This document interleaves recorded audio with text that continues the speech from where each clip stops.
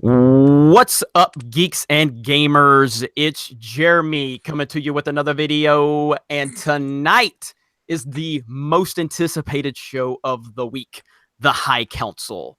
I will be your host, Jeremy, and I'm joined by two legends, the man, the myth, the legend himself, Ethan Van Sciver. What's up, Ethan? Oh, I wouldn't go that far.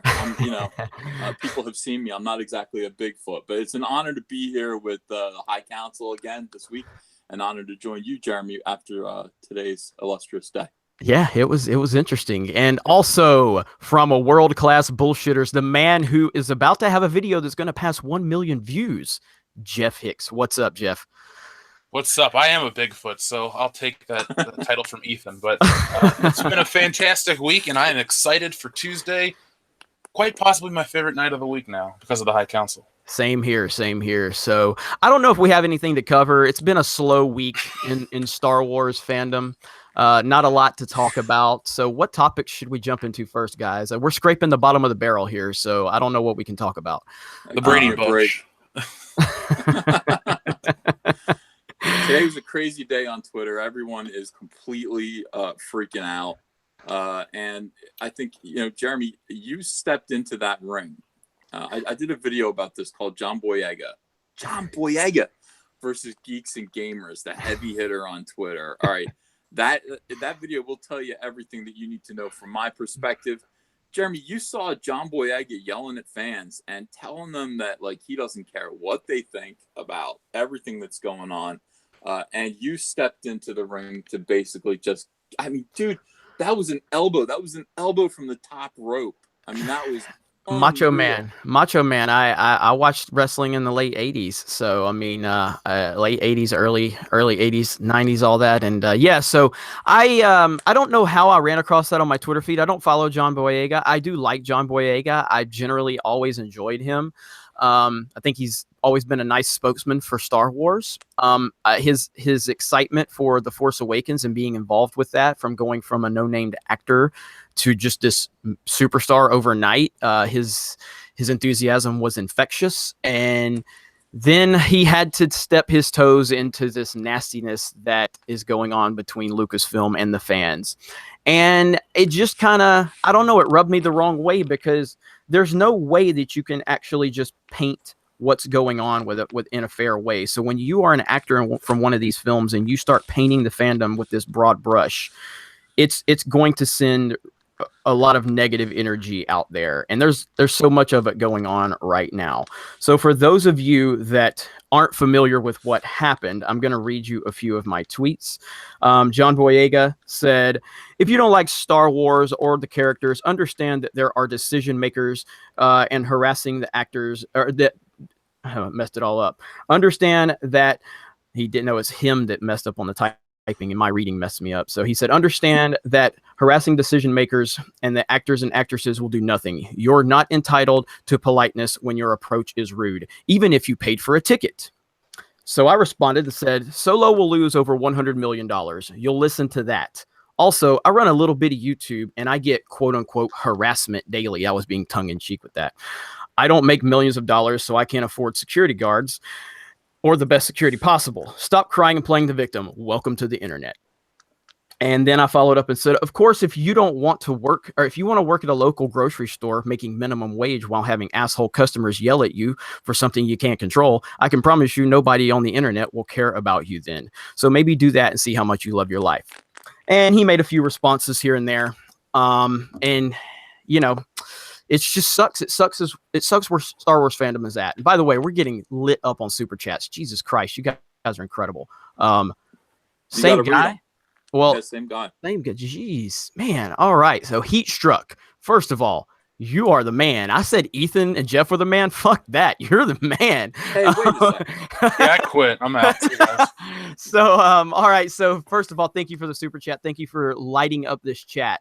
So Heat Struck said, "If The Last Jedi didn't destroy fandom, there's no reason why Solo couldn't have made as much as Rogue One. A story about Han's origin should attract more sales than a story about how the Death Star plans were stolen. Please slip my tip 3 ways. Keep the fire burning. You damn right.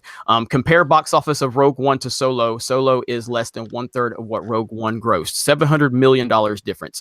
It's mostly hardcore fans like us that see these spinoff films. So I think it's fair to say that we are worth approximately $700 million to Disney. That's 2 of 3. And then 3, sick and tired of shill media trying to dismiss our opinion of The Last Jedi by saying we are the vocal minority. They fail to realize that for every one of the vocal minority, there are 100 non-vocal fans who share the same opinion. That's called the silent majority. And I actually read that backwards how it came in, but you all get his point. And he's right. The hardcore fans have spoken. We have spoken, and they are scared to death because they now realize we have more power than they ever imagined. What do you guys think about that? He's 100% right. I mean, I talk about it on my videos all the time. When you shit on the hardcore fan base that kept Star Wars alive, because name another franchise, save for James Bond, that has been able to stay around as long as Star Wars. Hell, even if you do take James Bond out of the equation, which hasn't even had the same impact as Star Wars, there's nothing. It's the people that have been around the whole time. And it's not like the people who've been watching it for all these years have unrealistic expectations.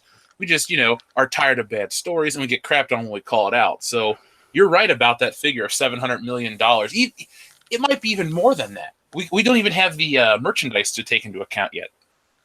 It's true. It's true. Ethan, what do you think? I'm just shocked by all of this. I think that we really shook them up, and these tactics that they're utilizing now are familiar to me, and I'm shocked to see it actually coming. I mean, listen, the comic book industry was one thing, the video game industry was another thing, but Star Wars is so prestigious, it's so big, it's so beloved. But you put it in the hands of a bunch of SJWs, and this is precisely what you're going to get. You're going to get garbage. You're going to get garbage movies, and then you're going to get garbage behavior from the people involved with the movies. Them sicking the media after the fandom, and only to disguise the fact that they've lost so much money on Solo. It's unprecedented. I still can't wrap my head around exactly what this means for Star Wars and what it means to the fans. This is think about the failure here. It's basically like they were handed, the basketball hoop was lowered to their waist. I mean, in terms of life, they were handed Star Wars. You got to make money making any kind of Star Wars movie. You could have made a Greedo Star Wars movie, and if you had any adequacy whatsoever, you should have made millions and millions of dollars.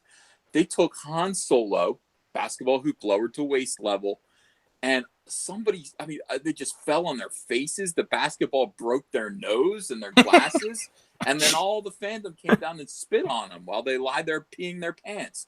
It was the most depressing and ridiculous, embarrassing spectacle that I have ever seen as a fan of anything. And of course, at this point, they are going to sick their disgusting neck-bearded weirdo creators on us and start calling the fans toxic. Listen, we are the antitoxin. They are the toxic people. They are toxic right now. They're toxic to something that everyone loves. Not everyone loves us, and not everyone loves John Boyega. Not everyone loves Chuck Wendig. Few people love Chuck Wendig. Most people just tolerate Chuck Wendig and his neck beard and his big soy grin. Most people just put up with him. But everyone loves Star Wars. This is true. Star Wars. And including Brandon Moist. Our buddy Brandon Moist is here. And he has a super chat, and it says, "What was your initial reaction when Boyega responded to you? # We are the fandom menace." And that is a t-shirt that Mr. Ethan Van Sciver has for sale. So Lauren, who's in our chat as the Geeks and Gamers page, Lauren, if you can go over to Ethan Comic Artist Pro Secrets page and get a link for his t-shirts, that would be great. That would be great. And you can drop it in the comments. But by the way, Jeremy, let me point this out real quick. Speaking of t-shirts, okay. I'm going to give you some business advice as a humble t-shirt merchant myself.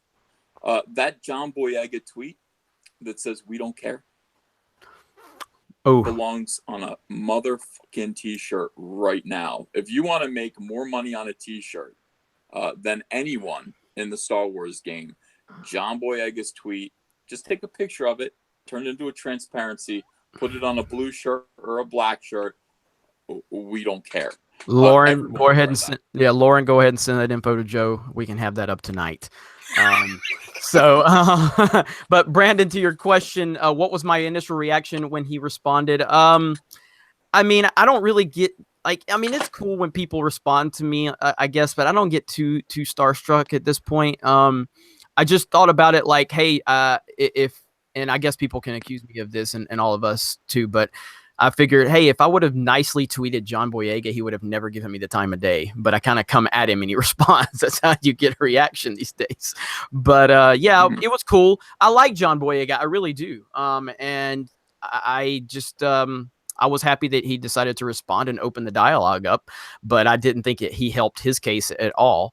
And then Brandon had to correct his typo, but and then as pooped by Anakin Skywalker, super chat says everyone is whining about tranny tran while no one mentions the abuse Jake Lloyd went through. I find that to be utterly disgusting. Well, I did definitely cover that story here and the hypocrisy of the Jake Lloyd situation versus the Kelly Marie Tran, and not the fact that we don't even know if anything happened to Kelly Marie Tran. People are just inventing reasons to be upset now. They're just inventing reasons to be upset. We have legitimate proof that Jake Lloyd went through hell. And a lot of people came back to me and said, well, that was before the social media age. Jake Lloyd went through a lot of his hell caught up to him in 2015. Pretty sure there was Twitter and Facebook in 2015. And I didn't see this uprising of mainstream support for Jake Lloyd because it doesn't fit the social narrative. Well, we covered it in our video of the man baby fallacy. It's because it's acceptable to shit on episode 1. Like, everyone's like, oh, that one sucks. The prequels are shitty. So even if you've never seen those movies, it's just kind of the preferred way to discuss them. So everyone's a casualty. No one shits on Natalie Portman because she's been in other stuff. And Ewan McGregor and Liam Neeson have been in other stuff too. But he was a kid. And it seems like, oh, it's okay. Whatever. The movie sucked. Fuck him. Like, no, he was a child and you've kind of ruined his life. Why aren't we more concerned with that? I think it's really offensive that we got to jump to the defense of Kelly Marie Tran, who may or may have not faced the things that people are assuming she faced. Maybe it was like Daisy Ridley. She just gave up, didn't give a shit anymore. Yeah, I mean, different people handle situations differently. I mean, I get burnt out on social media myself, and I don't have like a massive following. I mean, but it didn't matter. Even before I had any following, I still, anybody can get burnt out on social media for any different reason. But for them to take this opportunity and just run with it and create a false narrative is very dangerous, and it shows how desperate they are right now.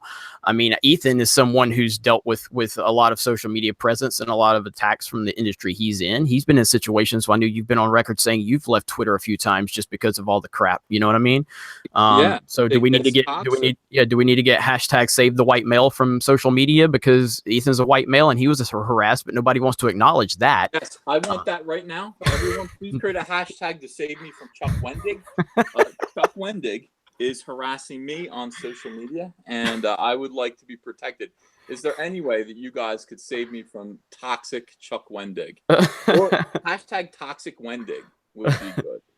And I'm gonna try to keep up these super chats tonight, guys. If we miss them, I'm gonna go back and I'll answer some more on another video. Bacon Boy 478 says I'm gonna make a Jeremy 316 shirt. Recruit Ben Shapiro. Jeremy, walk it dry. I like it. I did a video on Ben Shapiro. We'll probably jump into that a little bit later with Ben Shapiro calling out Kathleen Kennedy. I thought that was a huge win for all of us. Rhino 4563 says all hail the council. Mirror Jeremy, Jeff the Giant Killer, and the most beautiful human Sunbeam Uncle. He didn't say Uncle Ethan though. Jeremy, do you still have Cyberfrog hostage? Hope this chat goes till 4 a.m. Hi, hashtag take Lauren to Disney. So I don't know if you're familiar with that, but I did a live stream the other night, like at 4 o'clock in the morning, Ethan, and it was after the storm hit Florida. Oh boy! And I had a damn frog right outside my window, just going. So we decided to call that. We said that was your plug for Cyberfrog. That you were actually just sending legions of frogs out there to disrupt my live stream. So it became. It was. Guys, can you hear me? Am I okay in the chat? I switched out my mic. You're better now. You got a little echoey for some reason, but you're better now. Okay.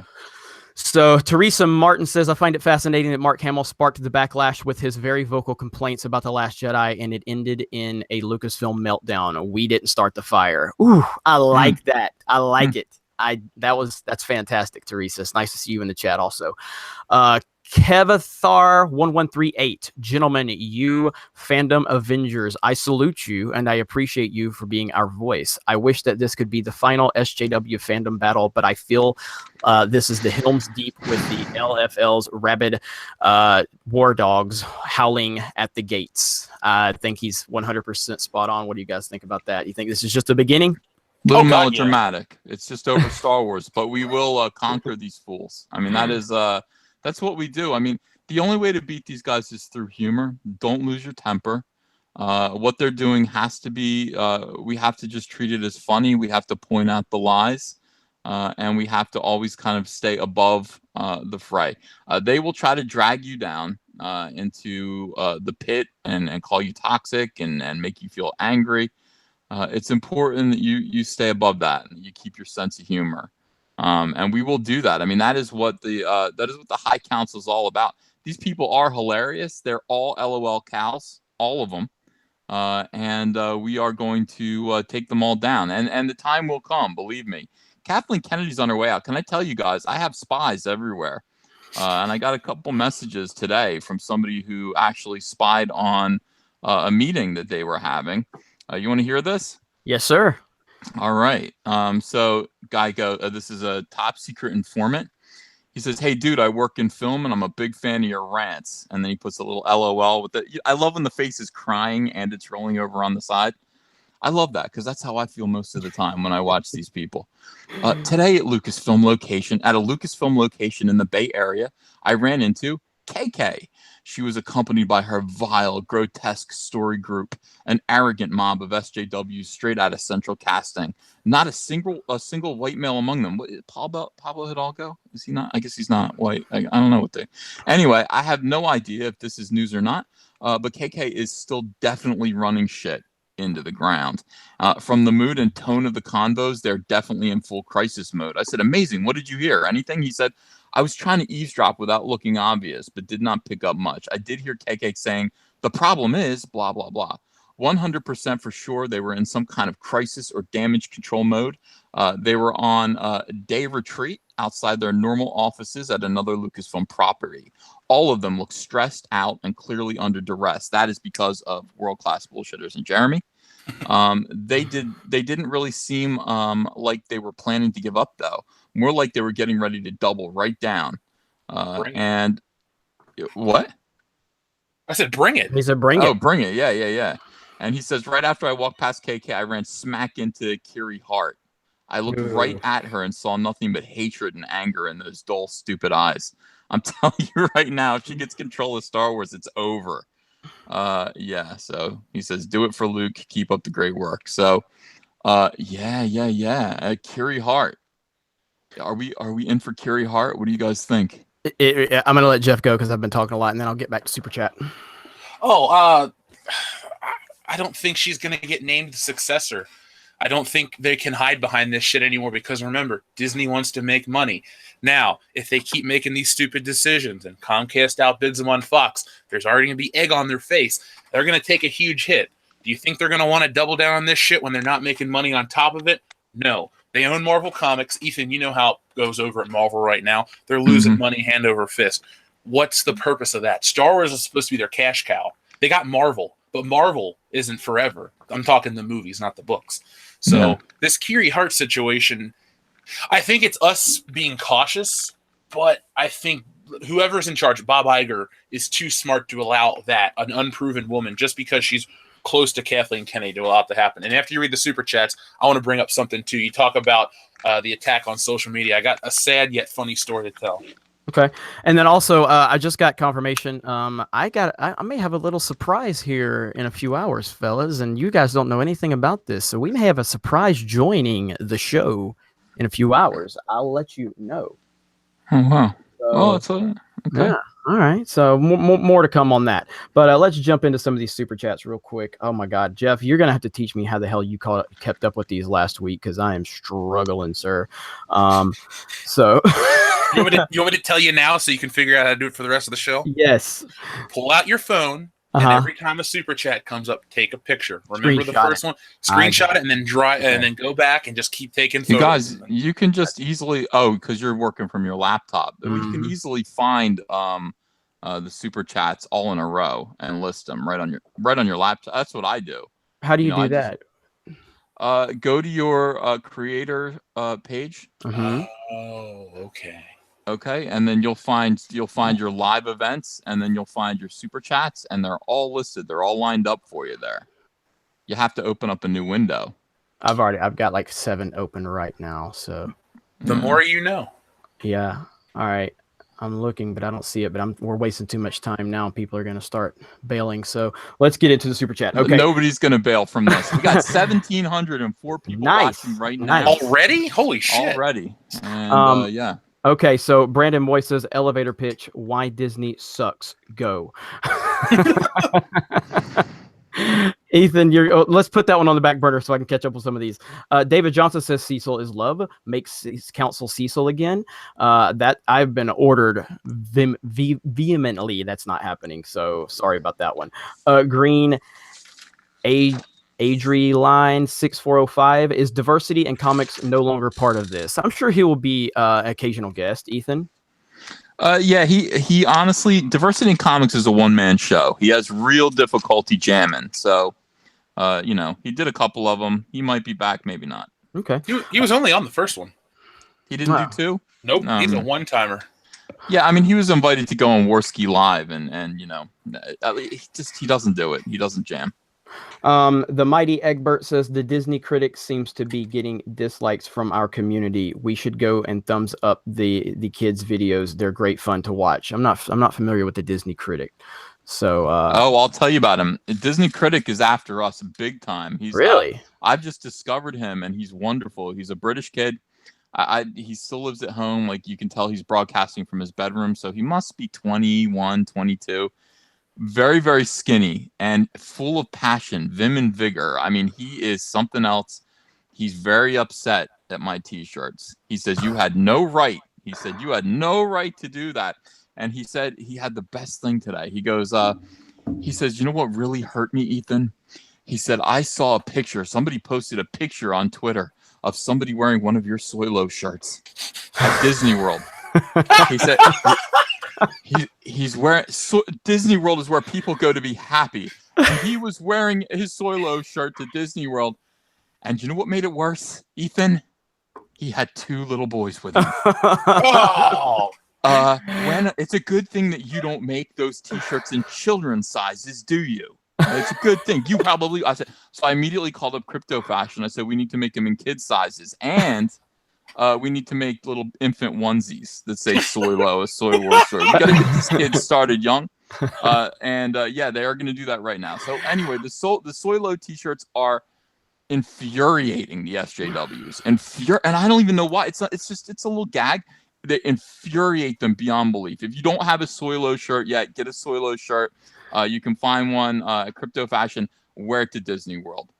You'll just see skinny little British kids melting down all around you. If anybody, looking at him right now, if anybody would get offended by that, it would be me, since I love Disney so much, and I'm not. I think it's hilarious. I love Disney World. I'm gonna rock my Soilo shirt to Disney as an annual pass holder next time I go. How about that? I'm wearing one right now. All right, I found the super chat screen, so we're good. So guys, be patient. We will get this caught up because I have them all in front of me now. Sad Squirrel says John Boyega is gay. There's no evidence of that. There's no evidence. Except for the banner over his Twitter page where he's making out with Poe. But other than that, there's no evidence of that whatsoever.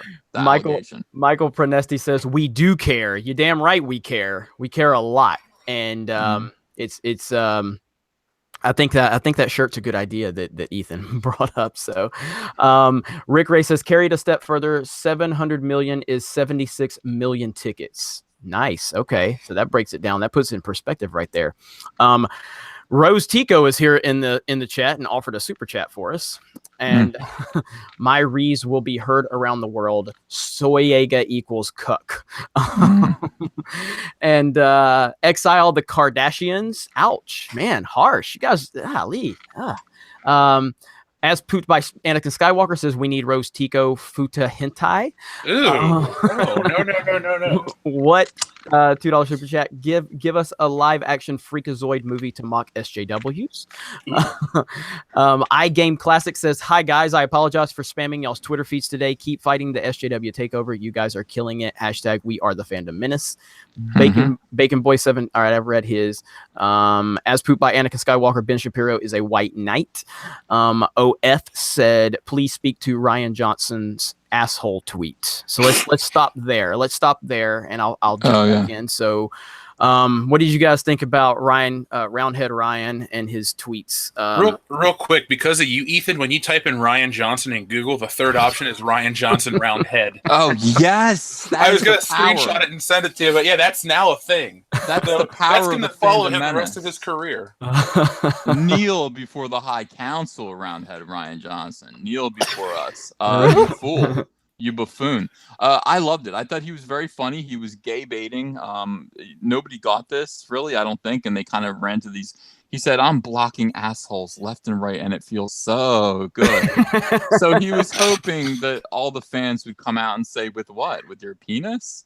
But nobody does that because everybody knows of his case of severe penislessness. By the way, penislessness is copyright Comic Artist Pro secret. So we do talk about that word, penislessness.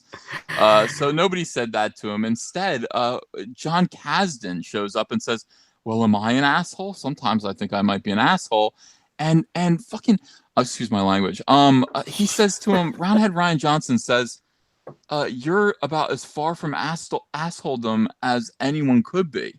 And so I made a quick intro to my video showing why John Kasdan might be considered an asshole. And it involved basically going out and saying that Lando was pansexual, causing Solo, probably affecting Solo to the point where because of bad press and bad marketing, it lost $80 million plus. And then him to come out in another tweet and say, sorry, not sorry for saying that. You might be an asshole. You might be. You might be. I think he is, actually. And let's see. Let's jump back into the super chat really quick here. Mr. Poro says projections for The Last Jedi were 1.7 billion and Solo 1 billion. The bean counters will not be thinking 80 million loss, more like 1 billion below expectations before merchandising. It's a mega loss. I don't understand how they can't they need to blow the whole thing up right now. They need to blow the whole thing up. In all honesty, Ethan, you've been in this big comic book industry for so long. Like, do you think behind the scenes that they're seriously they're dropping the facade they put publicly? They know they've effed up. Dude, they spent $250 million just before they got to Ron Howard. Whatever Ron Howard spent, we don't know. They're hiding that figure from us. Probably another $200 million. They spent probably $450 million all told to make the movie before promotion, which was another $200 million. They spent $650 million to lose $80 million. It's a lot of work that people did to lose $80 million. Yes. You could have spent that money on scratch-off lotto tickets and probably made more money. And that's what I told them. I was like, you could have gone to 7-Eleven and bought 250 million scratch-off tickets and probably been more productive. You guys worked so hard to lose that $80 million. So hard. You could have just given it to me and I would have blown it at blackjack. Real quick, I just want to make a note. We just crossed 2,000 viewers. That's the first time this has ever happened on this channel. So thank you all for joining in. You're all amazing. Because is it about the crash? No, because I'm streaming directly from my computer right now. So the time I got to 1,990 and it crashed on me from my phone. Well, it happens every week on the High Council. It's going to get to 3,000 and pass. I think we can do it tonight, guys. Share this on Twitter. Share this. We are the fandom menace. Share that hashtag on Facebook, Twitter, and we'll get it rolling. Chris Duncan says, "Why not be on video with 3 split screens?" Well, Ethan is just far too attractive. That's what I keep saying. It's really distracting. And we're trying to keep that persona that we're just, basement dwellers. And when you see how handsome Ethan is, it kind of destroys the narrative. Dude, Plus, Jeff is not a sexy. white male. So we would blow our cover of being like, just overweight white males in our basement. So we're trying to keep, it's almost like wrestling. We're trying to save face. So Keep kayfabe alive. that's right. That's right. Just say it, man. All right. Bjorn. Guys, I want you to go go ahead. online right now. Excuse No, me. go ahead, Go on go ahead. Twitter right now. Take a picture of $1 hashtag. Take a picture of your hand holding $1 hashtag more profitable than Disney Star Wars. Boom. Hashtag more profitable than Disney Star Wars. Do it And then- right now. and do Everyone it. take a Hey, picture. and do a link to this show that's actively online right now. Hashtag that. That's amazing. Hashtag High Council. Okay, so Bjorn says after Alvin, Ben Shapiro is my favorite chipmunk. Ouch. Jesus. Damn. Then I'm trying to catch up here. Star Wars Episode 9. Care we do not. That is true. We do not care right now. I do, and they're mad at me for this. I care if I'm telling you right now, if the Hutt Cartel is in it, I care. I do care. I want to see, guys. I'm sorry. I want to see Jabba the Hutt's son and his playing on it. I want to see that. And there's a rumor, but I think the rumor was debunked.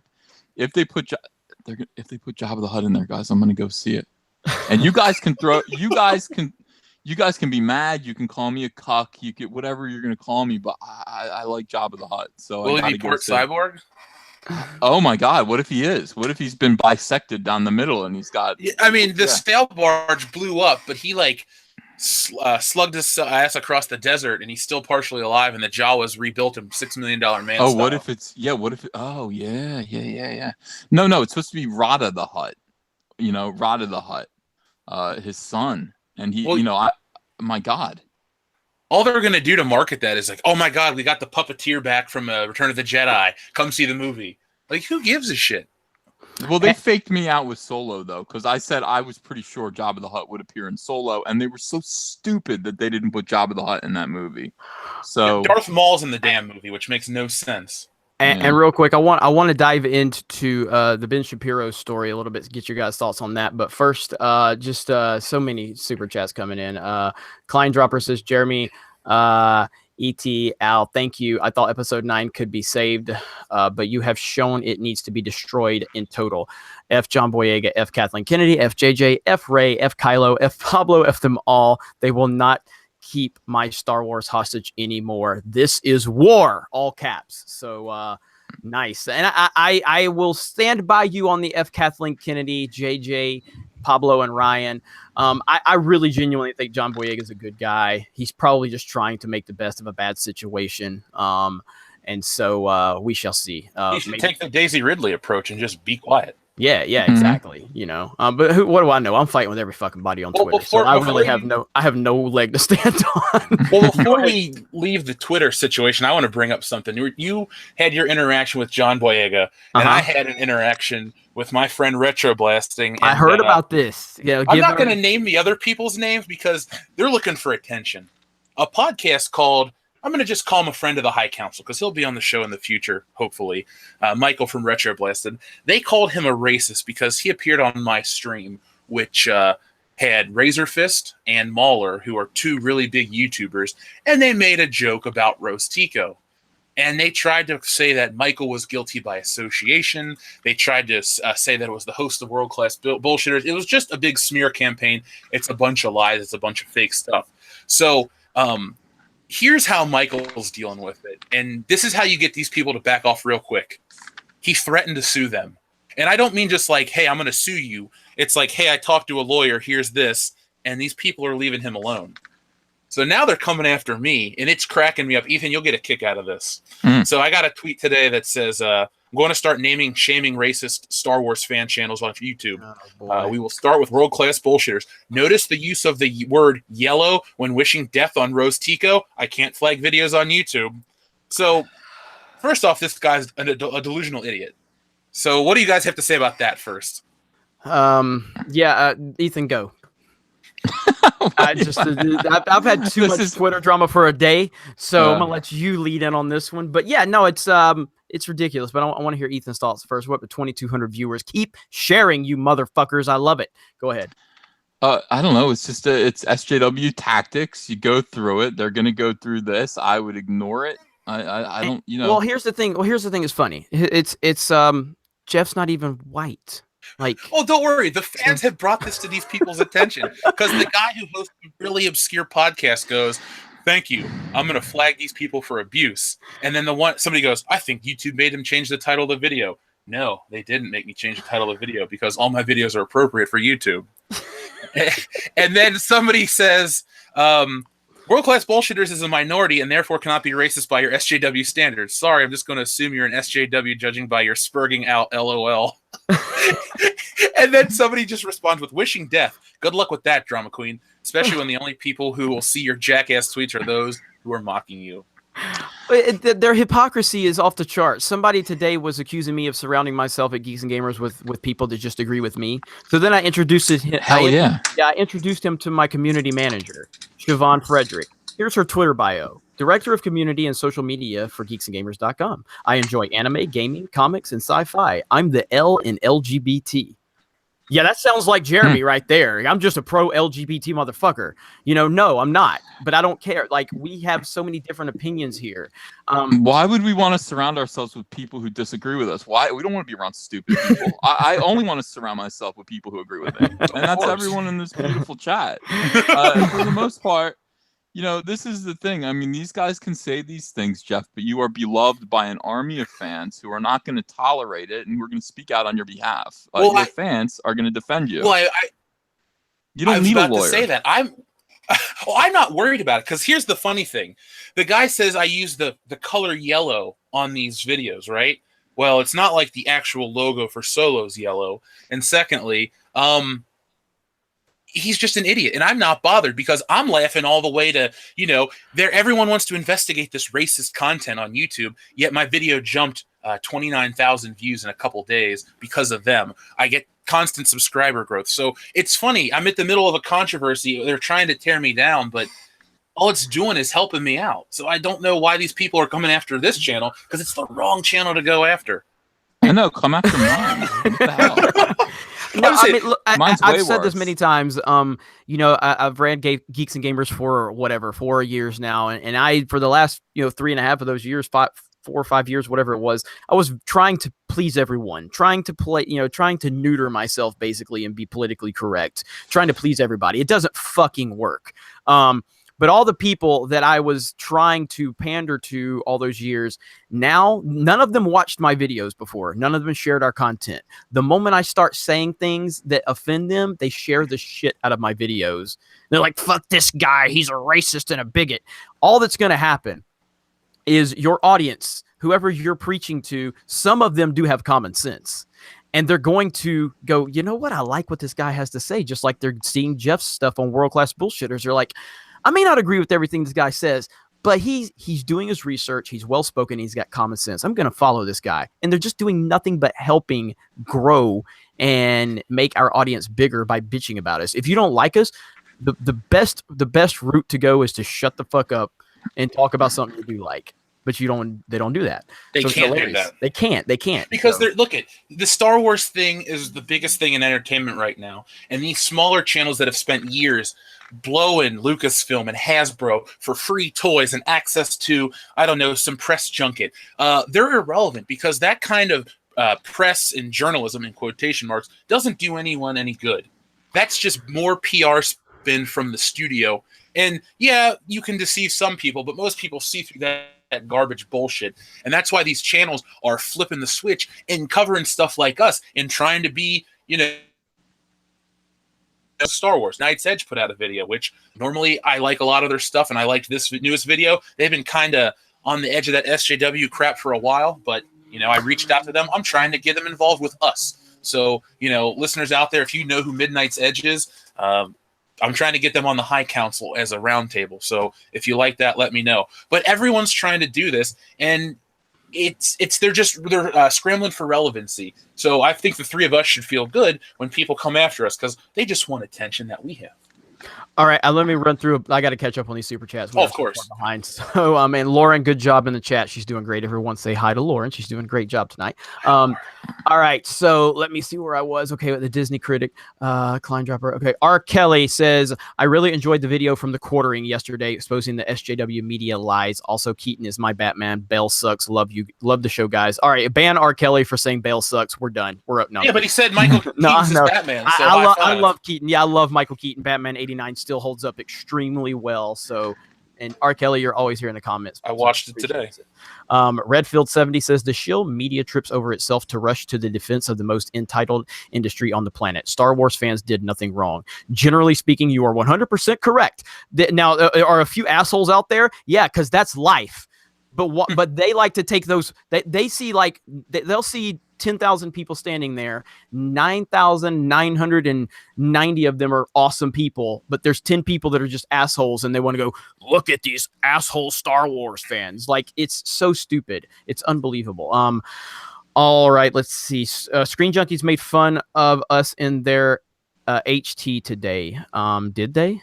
Fuck Screen Junkies. Yeah, I'm not really worried about them. They need to, that's the place that had their moral superiority, preaching about respecting women, all about being run by some dude who was just a perv like all the rest of us, dude. Andy Signor, let's get his name out there. Andy Signor, the worst judge ever. Yeah, exactly. But he was the one preaching all the time about being such a great person. When people preach about being great people, they are typically horrible people. It's just that simple. Jeremy, that's why I never do it. That's why I never preach about how great I am. I just let other people do it. For that very reason. Darth Hater. This whole thing has just gotten ridiculous. God forbid they just take one on the chin and move on. On a brighter note, I found 9 issues of Cyber Frog at my local store today. Couldn't believe it. We had a world-class Sunbeams and Gamers Super channel. So hell yeah. That's what I'm talking about. And that was a $50 super chat. So, Darth, thank you so very much for that. Really appreciate that. Henry Leak said, thoughts on the Time Warner merger? Come on, Comcast, please. Yeah. I'm as a Disney fan that's always been fine with Disney owning all of these properties. I don't want them touching anything anymore now. So, and Comcast has got money. A lot. So, but I haven't been following that situation as closely as I need. I know there's been a lot of developments in the last week and a lot of rumors. I've been trying to get caught up on E3 and obviously just dealing with all the Star Wars news. So, do either one of you have any updates on that? No. I don't have an update, but from what it seems like, Comcast is kind of winning a little bit. Because Disney's going to release something, I think, what is it, July 10th, that outlines their plans or something like that. So we'll find out closer to then. I think, or maybe July 10th's the deadline. I don't know exactly. But if Disney does get the go-ahead, the government still has to approve it. So okay. Brandon Boy says, Uncle Ethan the Wise. We like that. That's a good one. As pooped by Anakin Skywalker, Pablo Hidalgo will replace KK Kennedy. And he shares the same ideology as her on the rebellion. Oh, the rebellion won't lose. You have a legit Skywalker on your side. They're not going to replace Kathleen Kennedy with that goon squad. No. Bagel Goose says, is Uncle Ethan drinking his water? He's drinking water and smacking, if you can all hear him. I'm chewing gum. I'll stop. It's all right. I'm either too quiet or too noisy. No, you just can't be normal, Ethan, can you? No, I can't. Isaac Clark, Ethan is the Captain Marvel movie in danger of becoming SJW feminist or political. Wait, Ethan is the Captain Marvel movie in danger of becoming SJW feminist or political and possibly start the downfall of Marvel Entertainment. Go. Oh, well, definitely. Oh, I thought you meant Shazam. You mean the Captain Marvel, the Captain Marvel. Carl Manvers, formerly Carol Danvers. Yeah, of course it is. It's going to be a big old SJW Fem Fest. And then it's going to lead right into the stupid Kamala Khan movie. She's like a Muslim character with hands that grow. Mm-hmm. It's just the worst character I've ever seen in my life.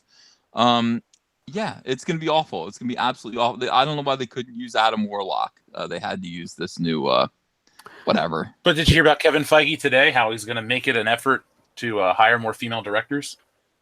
I like that. You have to. It's an effort because it's like I got to find some qualified female directors. I put it like this: Wayne's World was directed by a woman. Barely anybody notices that. So Mhm. that's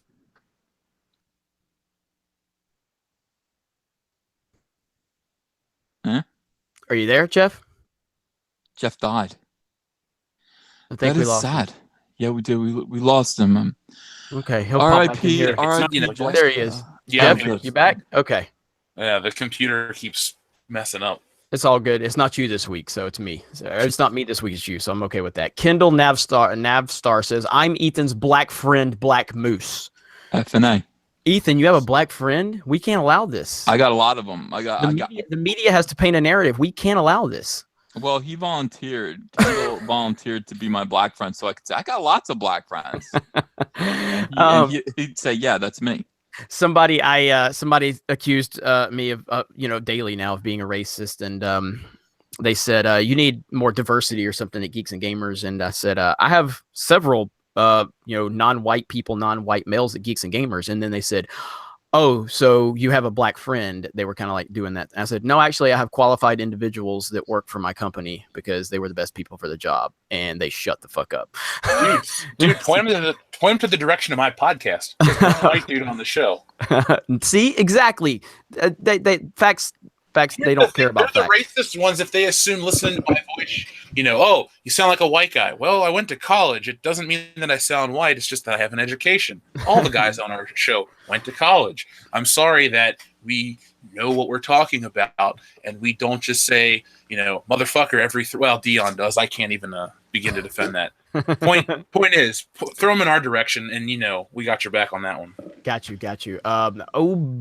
Boyne 27883. Did anyone see Mike Zero finally commit to Kathleen Kennedy needing to go on June 5th? He walked the fence so long. Who is Mike Zero?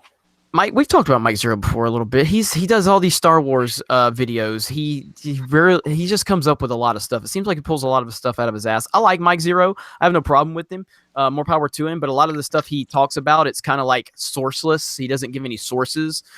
He doesn't even say like I have sources. He just talks about a story, but he doesn't say where it came from. Yeah, it's always wrong. He's funny. So, He's very entertaining though. He's basically like the Weekly World News of Star Wars YouTube. Like he's making boy. shit up. It's fun. Yeah. But it's not real. It's not based on anything. Mark's Main says, notice more trolls in the comment section of videos lately. Folks should be careful not to get baited into feeding them what they can twist. And I'm probably more responsible than anybody at this point because I just have fun slapping these little bitches back on Twitter, man. It's so fun. But it's also taking a lot of my time, and as busy as I am these days, Twitter is becoming something that I kind of fall into the depths of hell for a little while. I've got to dial back my Twitter smacking.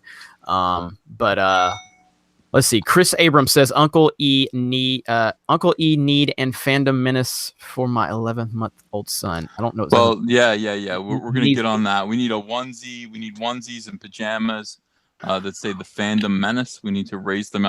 My wife was like, "Don't do that. Don't do that. You can't make little kids have your politics." Of course I can. My idea was to actually make fandom menace condoms that were breakaway condoms, so that way we could actually, make these kids hate Disney right at conception. I mean, as soon as possible. And shout out to the chat, guy. You guys are lighting it up, so just keep lighting that chat up. I love it. Go ahead, Ethan. My bad. I think I was finished speaking. You think you were fine? All right. Thank you. All right. So, new shirt, Disney Star Wars, We Don't Care, outline with a solo with voice bubble, I know, or outline of Yoda, that is why you fail. It's a good one. That's a good one. Flameheart 979. Why do y'all think? What do y'all think of Roaming Millennial on YouTube? I'm not familiar with Roaming Millennial. Are you guys? Nope. Never heard of. If I keep saying who the hell is Mike Zero? Yeah, bro. I heard of Roaming Millennial. I don't think I've ever. It's a girl. Okay. Yeah. I'm pretty sure. All right. Boy Bacon. Boy Bacon 478 says all I want. Sorry. Oh, you skip out again? Yeah, I think he skipped out again. All right. That is sad. Let's roll with it. Bacon Boy 478 says all I want is for somebody at Disney Lucasfilm to come out and say we screwed up and we'll fix it. Would that not fix everything now? If that would happen, I'd take my boy to see Solo. I agree. I mean, that's all they need to do is own it. Like I've said many times, it's nothing wrong. There's nothing wrong with being ambitious and trying. Ryan Johnson tried and he failed. And there's nothing wrong with that. What's wrong with it is the fact that you ignore the fact that you failed and you call everyone else racist and man babies because they call you out on your failure. Make a mistake, you own it, and you move on. That's what a man does. Simple as that. So DK Wookie says, I think Disney critic is Irish. He's a leprechaun. Yeah, he's funny. I like him. I'm going to have to check this person out. So, Jeff, are you back with us? I've been here the whole time. Okay, you skipped out. By the way, he did the top 10 worst Star Wars fans on YouTube, and you guys were number 3 and 4. And I didn't thought, get number 1. No, I thought I was going to get number 1 because I was like, "What? How are okay? These guys are 3 and 4. There's 1 and 2 left." Number 2 went by. I was like, "I'm number 1." Wasn't on the list. Oh, So he made Who's a number whole, 1? Who's number 1? It was one of those fake Time magazine things. Like everyone who does this is. All the people who didn't go, all the boycotters of Solo are number 1. So where was I? Number 3? You were, I think you were no. Jeff was number 3. You were number 4. yeah. Jeff is worse than you. good. Oh, fuck that, Jeff. No. I've been doing this shit longer than both of you No, guys. I'm That's my no. plan to fix. I thought in it was fairness, fair. in fairness to Jeff, because Jeff hated The Force Awakens and I didn't, so that definitely gives him a leg up on me. So Yeah. In all fair, I felt like I deserved to be somewhere on the list at least. But then he made a whole separate video condemning me and my t-shirts, and I appreciated it. And he opened the video. The video is so good. He opens the video with his head in his hands, and he like is shaking there for a little while, like like the midget in Twin Peaks, just like. And then he goes, "Now listen," and it just erupts into passion. And I was like, "Oh my god, this guy's great! I gotta could watch him all this. day long." I've got to The watch Disney this. critic. Okay. Yeah, Who was number 2? I don't remember. Nobody Okay, important. I am anticipating this. I can't wait to watch it. All right, let me jump back into this. Midnight Cherry TV says tune into Nurkish after the High Council for Cecil. That's right. Lovely Cecil will be on the Nurkish show afterwards. He was tweeting about that earlier. Mav Rocket says we shall fight in the theaters. We shall fight on YouTube and Twitter. We shall fight with growing confidence and growing strength in the fandom. We shall defend Star Wars. We shall never surrender. That was very motivational. That was like almost Bill Pullman in Independence Day inspiration right there. That was good. Don't fight in the theater though. Just don't. Because if you get written up in your newspaper about Star Wars fans starts a fight, they will. That only helps us. them. Yes, they will destroy us for that one. Okay, hang on. Obi-Wan 2788. My name is Obi-Wan 1. LOL. Sorry, Jeremy, you butchered my last name, dude. I butcher everybody's names on here. You can be like Rick, and I'll still butcher it because I'm from Alabama. My parents are brother and sister. I can't do anything about it. So the Flexington says Darth Jar Jar forever.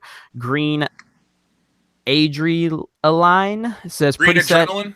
Green Adrenaline. God damn, I'm fucking such an idiot. That right? dude's in all our super chats. Okay, Green okay. Adrenaline, what's up? Pretty sad that Family Guy and Robot Chicken can do a better Star Wars project than a major in caps studio. Lucas was really supportive of the fans. Hashtag thank me later. Jonah Morgan says Soy Low, a Kathleen Kennedy story t-shirt. That's all on Ethan right there. Stephen Carmichael, I really want to see an entire family with 2 kids all wearing Solo shirts at Disney World now. I think you mean Soy Low shirts. Soy Low shirts. Yeah, he said Solo, but he meant Soy Low. Rad number 2. If anyone needs a history lesson on what happens when Star Wars fans gets shit on by creative team, look at Star Wars Galaxies. Definitely. Thomas Gilkey, my buddy Thomas Gilkey. Does the fact that people like John Boyega and Freddie Prinze respond to your tweets mean that we are getting somewhere, aka making a huge impact, Jeremy and the High Council? What do you guys think? Freddie Prinze and John Boyega both responded to me quite a few times. Do you think that shows any signs that we're making any headway here? No, Yes. because Freddie Prinze Jr. is a nobody. Like he was somebody in 1999 for about 2 years, and then he fell off. He didn't go where I shouldn't. I'm not going to say anything about his father. I take that back. Oh my God! There you go, Ethan. Savage. Yeah. So I won't go there. I will say who's the other one? John Boyega. Yeah, that is sad. But you know what? I think that might have been a trap. And I want you to really be paranoid about Disney. They are SJWs. They do know how to play this game, and you do have to question before you jump in. John Boyega is what? He's the black guy on Star Wars. So why didn't Poe attack us? because John Boyega did it. Did John Boyega do it under direction of Disney to see if he could get the toxic fans to attack him and then call, oh, look how racist they are attacking? Yes, that's exactly what they do. You can't put anything past them.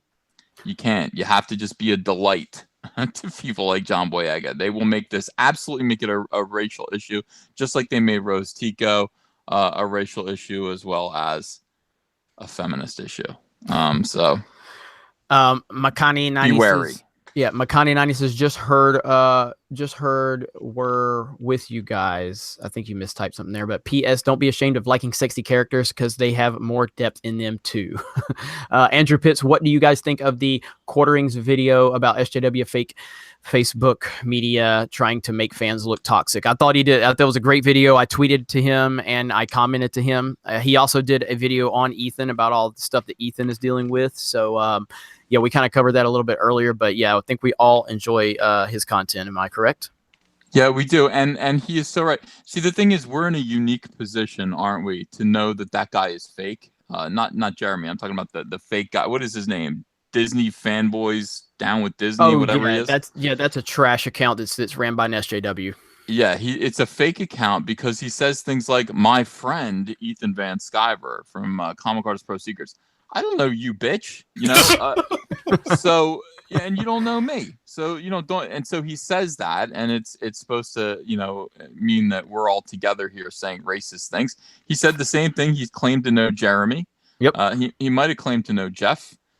We know that he's lying, but of course, most people don't know that he's lying and just assume that he's one of us or he comes to our. I've never seen this guy before. I when I started doing research, because one of our followers sent me some information on Twitter about it, and he said you really need to look further into this because I'd kind of said it kept getting tagged in that Facebook pages post, the Geeks and Gamers page, and so I just made a tweet. I'm like, I don't know this garbage account. It's trash. And anybody that's associated with it is trash. And somebody started sending me some info. They said, you need to do a little more work because he's like really talking about how he knows you. So I started doing research. And then I see that he's posting about, he said, congratulate Geeks and Gamers on 40,000 subs. They're my friends. And then people in the comments were like, oh, if they're racist like you, we don't support them. And then some other guys like, you don't know them. And he goes, yes, I do. And then the guy that was saying you don't know them, that guy started attacking me on Twitter because he was listening to the nonsense this page was spewing. So it's like it's designed to build a case against channels like us that are speaking the truth and making an impact. So how do you guys have to go through that shit? My Facebook pages are full of people that are cool. Like we had a long discussion about fun shit today. Youth Coast Guard Auxiliary and all that shit from Back to the Future. I guess we're just lucky. I don't know. Maybe they're afraid of our channel because we're not a bunch of angry white dudes, so they'll look like they're racist if they attack exactly, me. Exactly. Cool. It's so ridiculous. Steve Carmichael says, "Love what you guys do. Thanks for being my voice." You are very welcome, sir. Thank you. Thank you for allowing us to be your voice. Without you guys, we couldn't do it. So Tony Clark says, where's Jessie out fencing? Love her energy. Get Star Wars girl in this too. Probably going to happen. We're going to probably get Jessie on here in the next week or two. I think Ethan, didn't you talk to her? I mean, I talk to her every day. So I said hi to her, and I was surprised that she knew who I was. Yes. I've watched her channel as soon as I saw it. All of her, by the way, if you guys haven't subscribed to Mindless, is it Mindless Entertainment? Mindless Entertainment. Mindless Entertainment. If you haven't subscribed to Jessie, her channel is hilarious. Of her thumbnails are her screaming about something. She's a like firecracker, with her hands man. in the air. She's a firecracker. She's a lot of fun to listen to, and she's got great ideas. Big Star Wars fan, it's obvious. So make sure you subscribe to Mindless Entertainment. She is now a part of the Geeks and Gamers channel, which is, I think, unfair.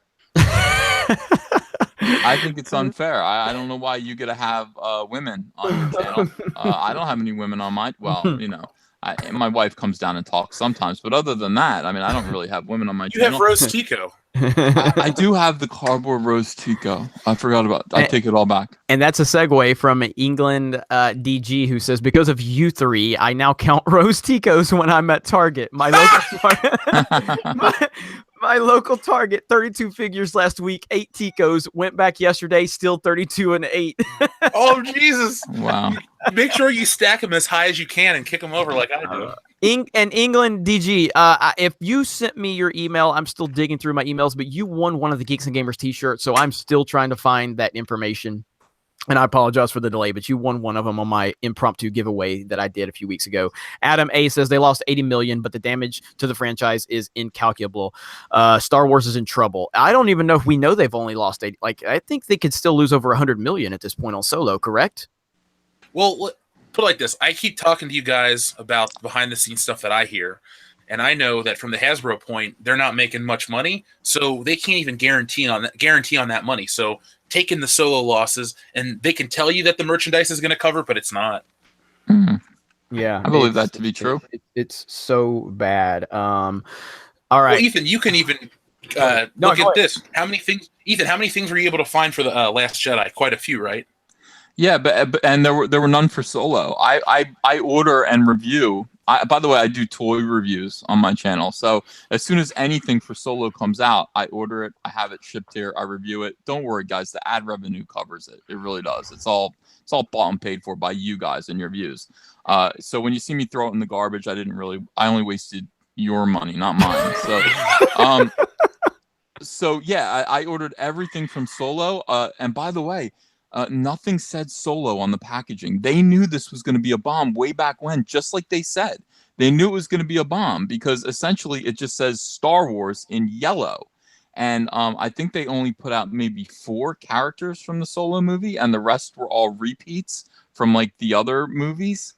It was humiliating. It's like, hey, here's Solo Wave 2, and by the way, there are only 4 figures, and one of them, Moloch. They just put out Moloch. And the other 3 were like Darth Maul. And it was like, what the? Kylo Ren. What is this? Oh, no, it wasn't Darth Maul. It was Kylo They got to do Ren. something with all those. Why wouldn't you put out a Darth Maul toy with the robot legs? Why wouldn't you do that? That's how. Well, I mean, they don't to care. be fair, they did put out a Darth Maul 2-pack with Qui-Gon. But remember, they make like let's say they make a million Kylo Ren figures. Sometimes those things get shipped back to Hasbro. They open them up, put them in a new box, and try to resell it to you. That's why we get a lot of repacked figures like Jyn Erso and Rey. Not because there's such high demand. It's because no one bought them, so they take them back and try to resell them again. Yeah, that's right.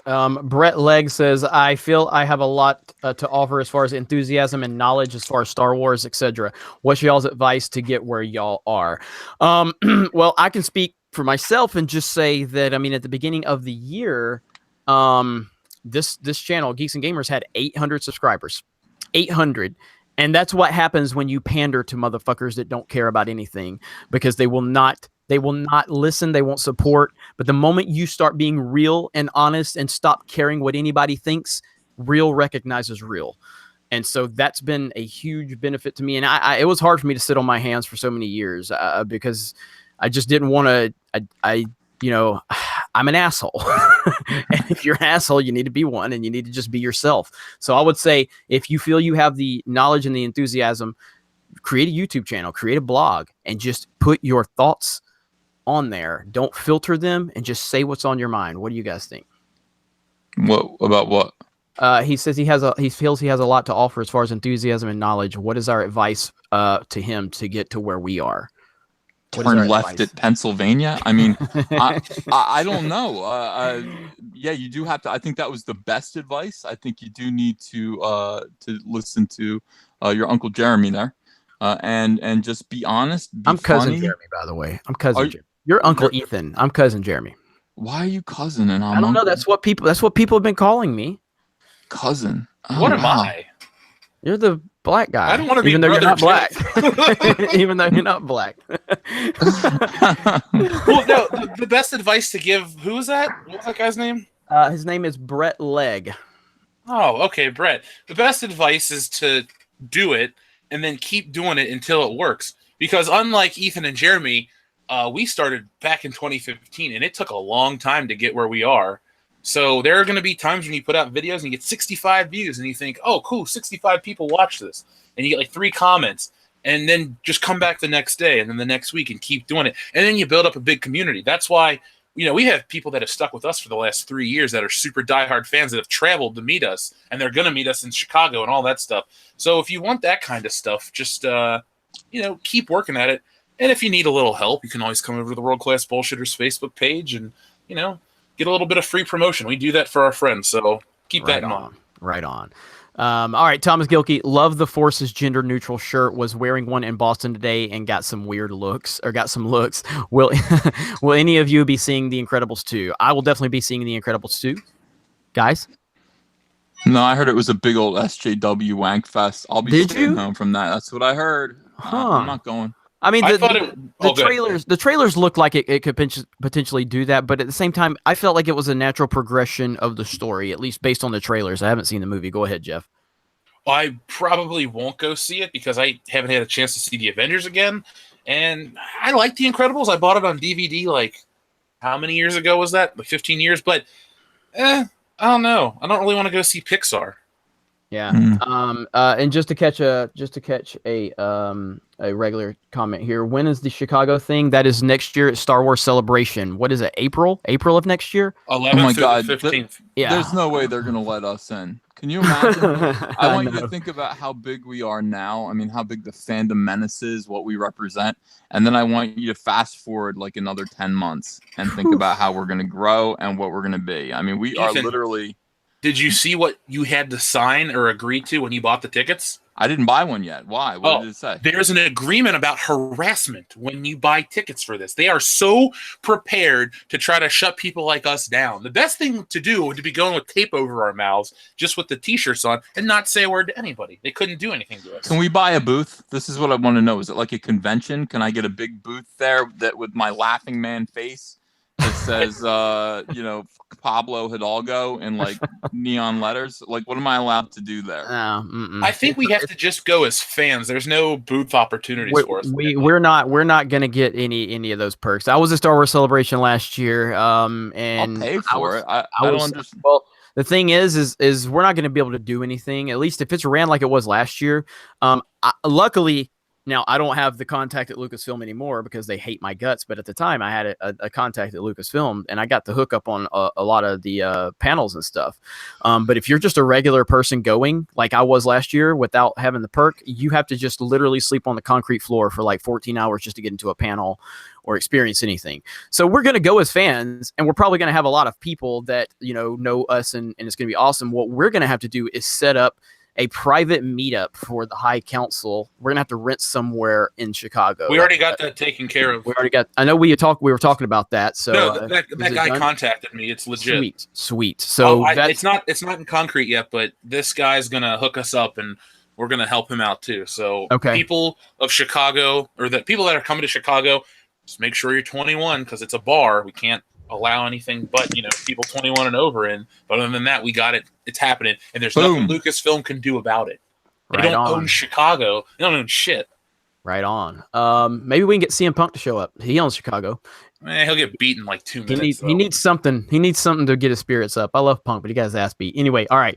Dwayne Morris says, "What doing fighting with geeks and gamers? Did he not learn from Lucasfilm that not to engage with the fans? John should be hopefully rehearsing that kissing scene with Ray."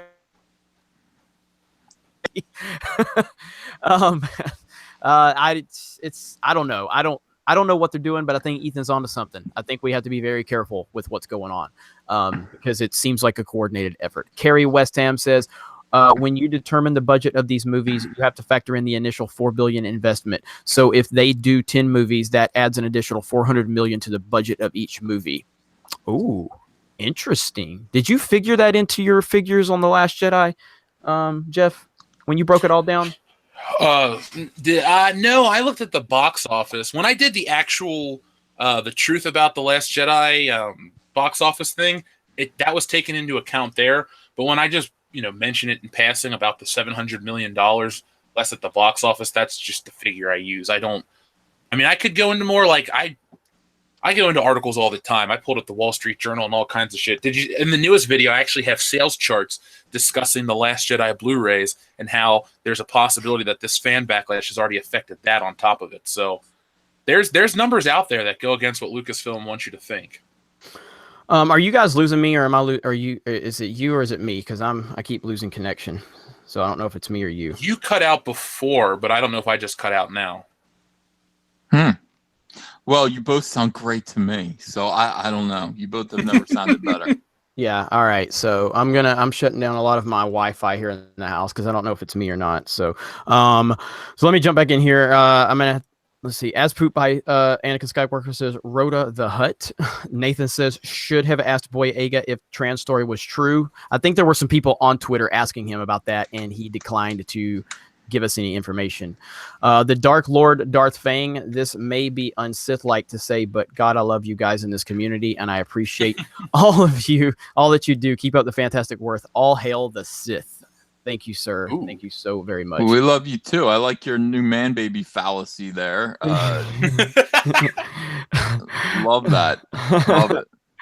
And I see you switched your avatar.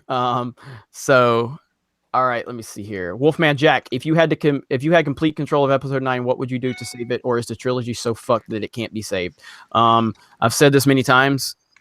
Dream. Rey wakes up from a bad dream on the island, and we start all over from there. That's my quick answer. What do you guys think? I don't know if I've heard you guys say anything in detail on this. Well, how do we fix it? I don't know. Yeah, it has to be a dream. That's the only way. And there's no way. There's no way. It's over. They destroyed it. I mean, all we can do is go forward from here. My advice to them, and obviously this is the only thing they can do, is to get that Ewan McGregor Obi-Wan Kenobi movie in production right away.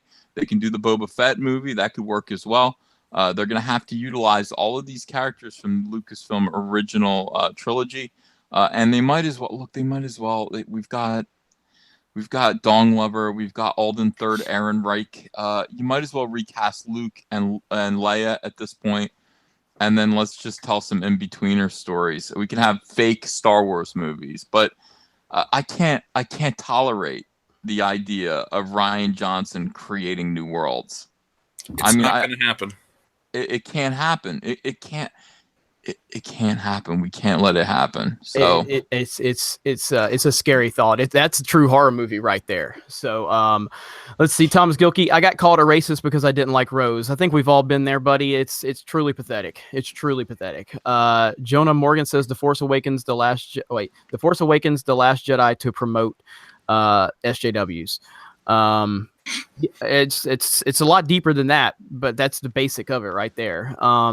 Peephole Circus says Adam Sandler is bullied 24. Why isn't he a victim? Because he doesn't fit. He doesn't fit the narrative. Yeah, and he doesn't fit the narrative. So it's that simple. Yeah.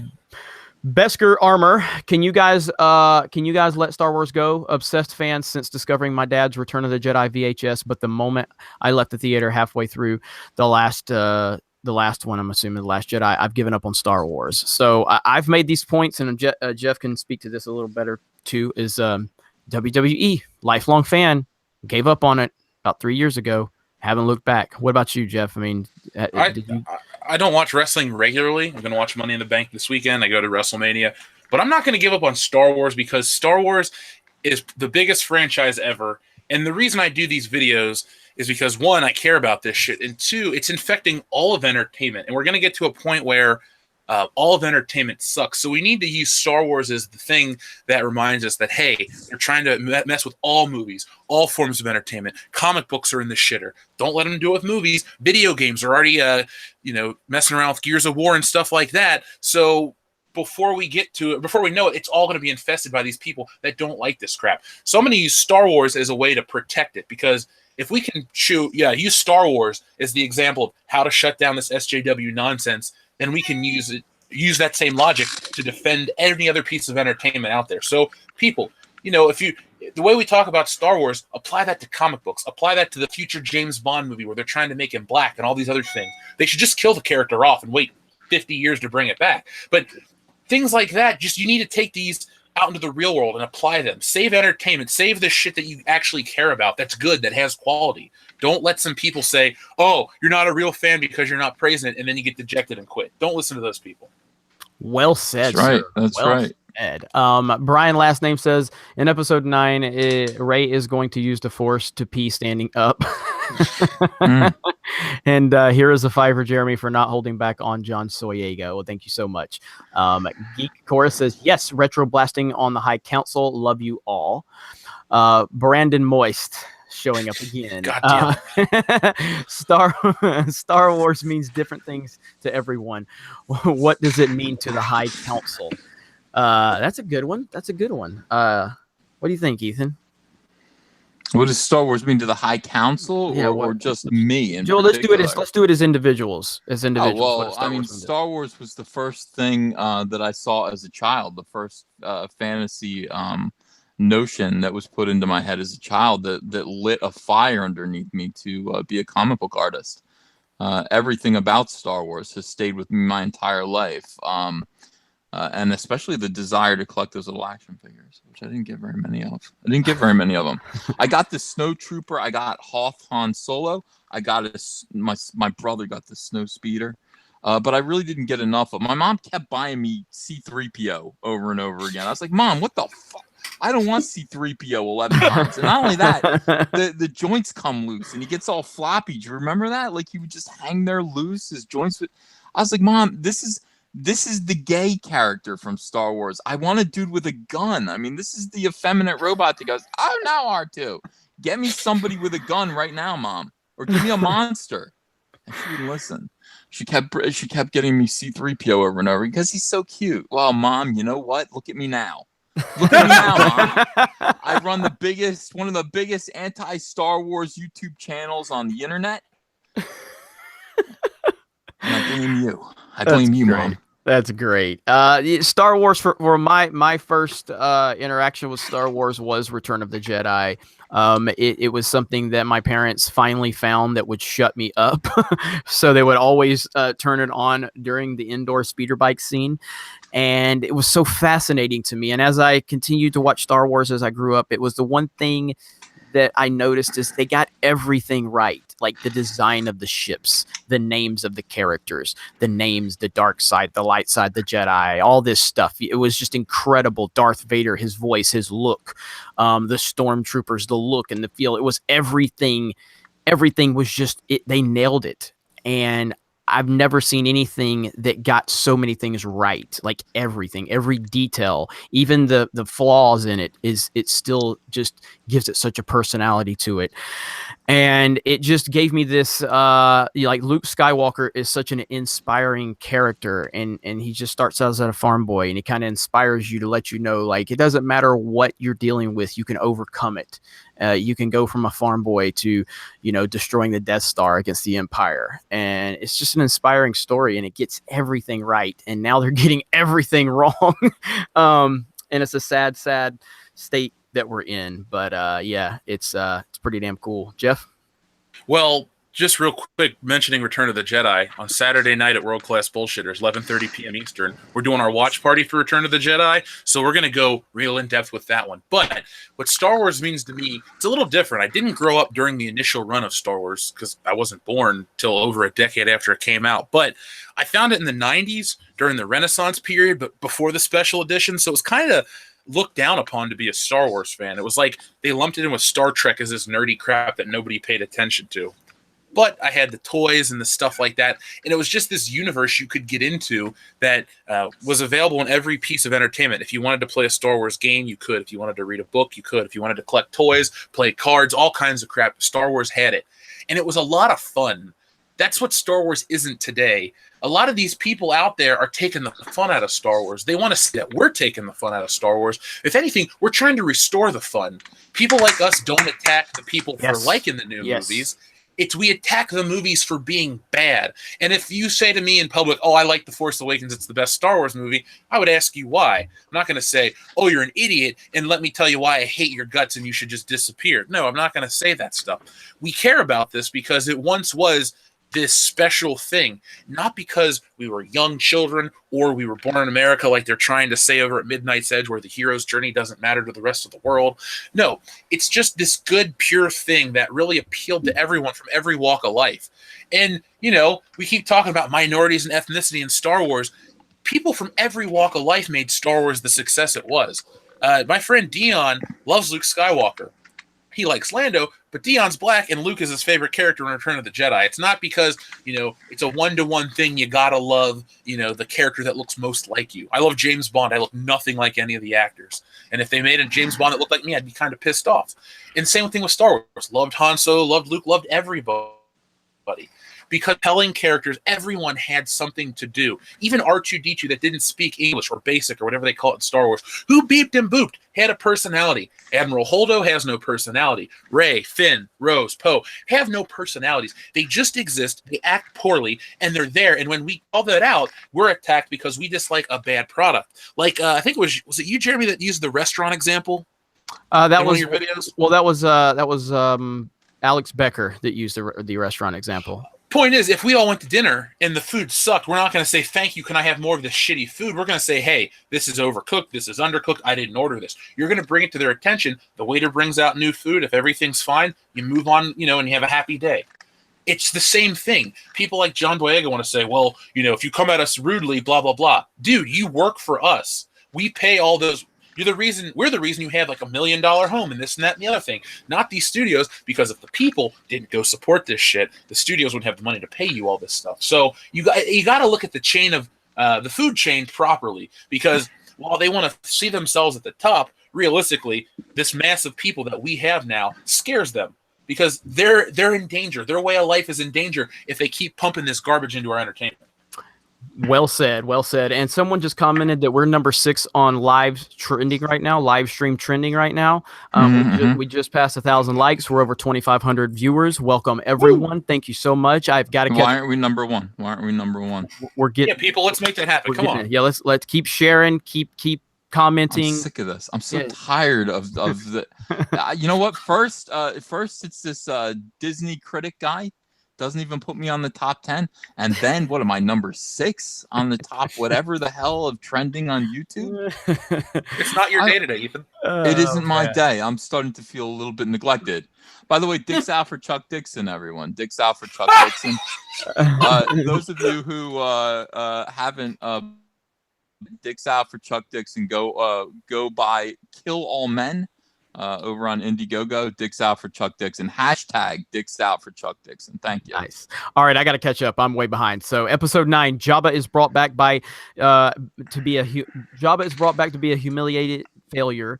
Rey teaches Rhoda how to proper hut, and he ascends to force vacuum cleaner power. That's from Mark's Main. Count Ludwig says, has the High Council seen the recent Midnight's Edge analysis of the fall of Disney Star Wars? It's very spot on and red-pilled about the communist influence of the SJW filmmakers. I have not seen it. I think Jeff has, haven't you? What did I see? Sorry, I cut out. That's all right. It's the High Council. Has the High Council seen the recent Midnight's Edge analysis of the fall? I watched it this morning when I was getting some coffee. Okay. I used to love Midnight's Edge back during the Ghostbusters controversy, and I used to watch Mundane Matt during the Ghostbusters controversy and Gamergate. Yeah. Those guys, they had their finger on the pulse correctly. Then they kind of fell by the wayside. The Midnight's Edge guys, I don't think ever became irrelevant. They've grown steadily, but they dislike me personally, and I'm happy about that, because now they're jumping to what we do to gain relevancy. But their video they put out today was very level-headed and very well made, and actually cussed more than my videos, which kind of offended me. But for those out there, if you want to get the world-class bullshitter's take on it, I do suggest you watch it. I don't usually say, hey, watch this person's video all the time, but this one was good. And I've reached out to them, like I said earlier, to come on the High Council or come on to World Class Bullshitters and get this discussion to a wider audience, because everybody wants to get the popularity from talking about Star Wars. So let's give these people something to talk about. That's right. Uncle Ethan, Tap and Die says, Uncle Ethan, you're my favorite Nazi, LOL. Jawohl. Thanks. Danke. In Okifa Eva, I don't even know what the hell that says. Inokai Eva. I've never thought I would miss the Yuzon Vung until I saw The Last Jedi. I hated that Jason Ilmara, but I prefer that to be Disney canon. Signed, a female fan. Evan James says this $1.99 just made $79 million more for GNG than Star Wars. Tippy Tail McKitty Hemi Moda needs to be on the council. Anybody know who that is? Who? Hamimoto. Hamimoto. Nope. I'll look it up. I've never heard of that person. Yeah, Hammymoto. Hamimoto. Cole Ween, episode 9 leak. Finn gets pegged by Rose. Ooh, Terrible, Sign me- terrible. sign me up. Why would JJ make Finn a janitor? Why couldn't he just have been a new recruit? They went out of their way to make him a janitor. He deserved better. I agree. Thank I you. agree. I agree. You want to talk about 100%. racism, John Boyega? Why is the black dude a janitor? Why is he Exactly. chasing after the white girl and the Asian girl? It's American stereotypes. I know he's British. Why does everyone else have British accents in Star Wars except him? Like, there are so many things they do subliminally or subconsciously to make Finn a stereotypical character. It's true. It's ridiculous. Rick Moranis says Fook, what's his face? The MMA fighter. I can't even think of his name right now. Conor McGregor. Fook, Comcast, and anyone that knows Comcast. So I dig the Conor McGregor reference. SGT Low, I'm EVS's Puerto Rican friend. Man, EVS, you just got a diverse cast in here. I Like a appreciate Benetton that. ad. Yeah. Obi- I am. Go ahead. Oh, I'm just saying. I am the world. I am the world that you see outdoors. That is my fandom. Thank you. Obi-Wan 27883 EVS made Jeff's mic moist. Ooh, that sounds Fuck. yeah, that sounds Very. interesting. I don't know what the hell you guys have been up to, but I wasn't playing any part in that. Ian Aldridge says, please ask Ethan if he is going to appear in Cyberfrog as the fat, bold, middle-aged Bumblebee. What the fuck? What are you talking about? You're not fat or bald. Oh man. SGT Low says Geeks and Gamers is the cute girl on y'all's channel single. That's not gonna be something I'm talking about because that's just yeah. John M. So many parallels between the 2016 election and the Star Wars media. That is 100% spot on. The parallels between the 2016 election and what's going on right now with Star Wars media is uncanny. And I don't want to dive too deep into politics, but I think everyone can generally agree with that. Well, then, Jeremy, if you don't want to get too deep into the politics, let's go back a few months prior to the election and look at the Ghostbusters situation. That failed in 2016 as well. 100%. It's not going to work for Star Wars. Look at people of the SJW persuasion that want your views Go. and entertainment. Great. Go. No, I'm not even going to tell them to go. I'm going to tell them, go make your own shit. Don't glom onto Ghostbusters, Star Wars, Back to the Future, anything. You have the right and the freedom and the ability to go on to, what is that, GoFundMe, Indiegogo. Go fund your own entertainment project. Yeah, go fund yourselves. Yeah. Dude, let me tell you something. This is the common problem, and I was talking about this all this week. These weirdos, these whack jobs, they really think that Star Wars is something. I want you to think about who you're married to at home. I want you to think about the women in your house. I want you to think about your mother, your grandmother. I want you to think about your little sister. Is there anything that you can do? Anything that anyone could do to get them into geek culture? Is there any way that they would ever become Star Wars fans? The answer, probably 99 out of 100 times, is no, they're not interested in that. So actually trying to make Star Wars into something women are going to be more interested by putting more women in them, you dummies, do you think women want to look at themselves on the screen? They don't. They want to look at Brad Pitt. They don't want to look at themselves. You put more women in these movies, and they're not even sexy women. Now nobody wants to look at them. I mean, you put women in movies, you put them in there, you make them sexy. Men want to look at them. You put them in there and you make them look like, potatoes. Nobody wants to look at them. Women aren't flattered. Women don't like that. You know what women like to watch? They like to watch the Kardashians, to be honest with you. And they go, yeah, look at her hair. Look at what she's wearing. Look at her nails. Yeah, I like that. I want to look like that. I want to do that. But they don't want to see her shooting people with a gun. Not necessarily, not unless it's who's that Kim married to? Who's that guy, the genius that interrupted Taylor Swift? Oh, Kanye West? Kanye, yeah, unless it's Kanye West. Well, sometimes you might want to. But anyway, this is the whole thing. It's like this, guys, and this is the whole analogy that I bring up. This is what the SJWs are doing. I am going to go get a job at Coach Purse, okay? I'm going to go in there. I'm going to say, you know what the problem is? You're only selling half of the purses that you could because men aren't buying them. Now, what you need to do is you need to take these purses and you need to have a compartment in them for a 6-pack of beer. That's what you need to do. You need to have a gun compartment for, a guy's gun has to go in there. You got to put all the... And then what am I? Then you're going to sell twice as many purses because the men will show up at Coach for these purses as well as the women. And you know what happens? The women stop coming. They look at this and go, "What the fuck is this?" And men go, "What are you talking about? We don't want purses. We never wanted purses. We just don't like purses. You know, we're into other things. We're into whiskey and porno. We don't want this." And that is what is going on right now in pop culture. And these weirdos, these blue-haired land whale effing lumpfish looking weirdos with the thick glasses, they keep trying it over and over and over again. Let me just try to fuck with your male entertainment and see if we can get it so that women like it too. They will never like it. The normal women will not. Now, in the chat, we have some beautiful women who do like it. They do. And you're welcome here. We know you like it on our terms, just the same way you might go hang out with Jeff if you're a wrestling fan. You don't want wrestling made into powder puff wrestling. You like it as it is. You don't need it adapted for a women's sensibilities. Just go to NFL games. You might like that too. You don't need it changed to make it more feminine. What ends up happening is the men go away. And that is why my next comic book is going to be called Rainbow Brute, guys. I made this announcement. My next comic is called Rainbow Brute. It is going to be a comic in which I steal every girls franchise from the 1980s. Rainbow Bright, My Little Pony, Strawberry Shortcake, the Cabbage Patch Kids, on and on, Care Bears. I steal them all, and I'm going to make them for men. That's fantastic. Ethan, Okay. Ethan is on it tonight. All right, I gotta slow you down so we can get back. That was great though. All right. So Thomas Gilkey says, "Hey everyone, love you all." Right back at you, Thomas. Tony Clark says, "I will feed a troll my fat Diok." DK Wookiees.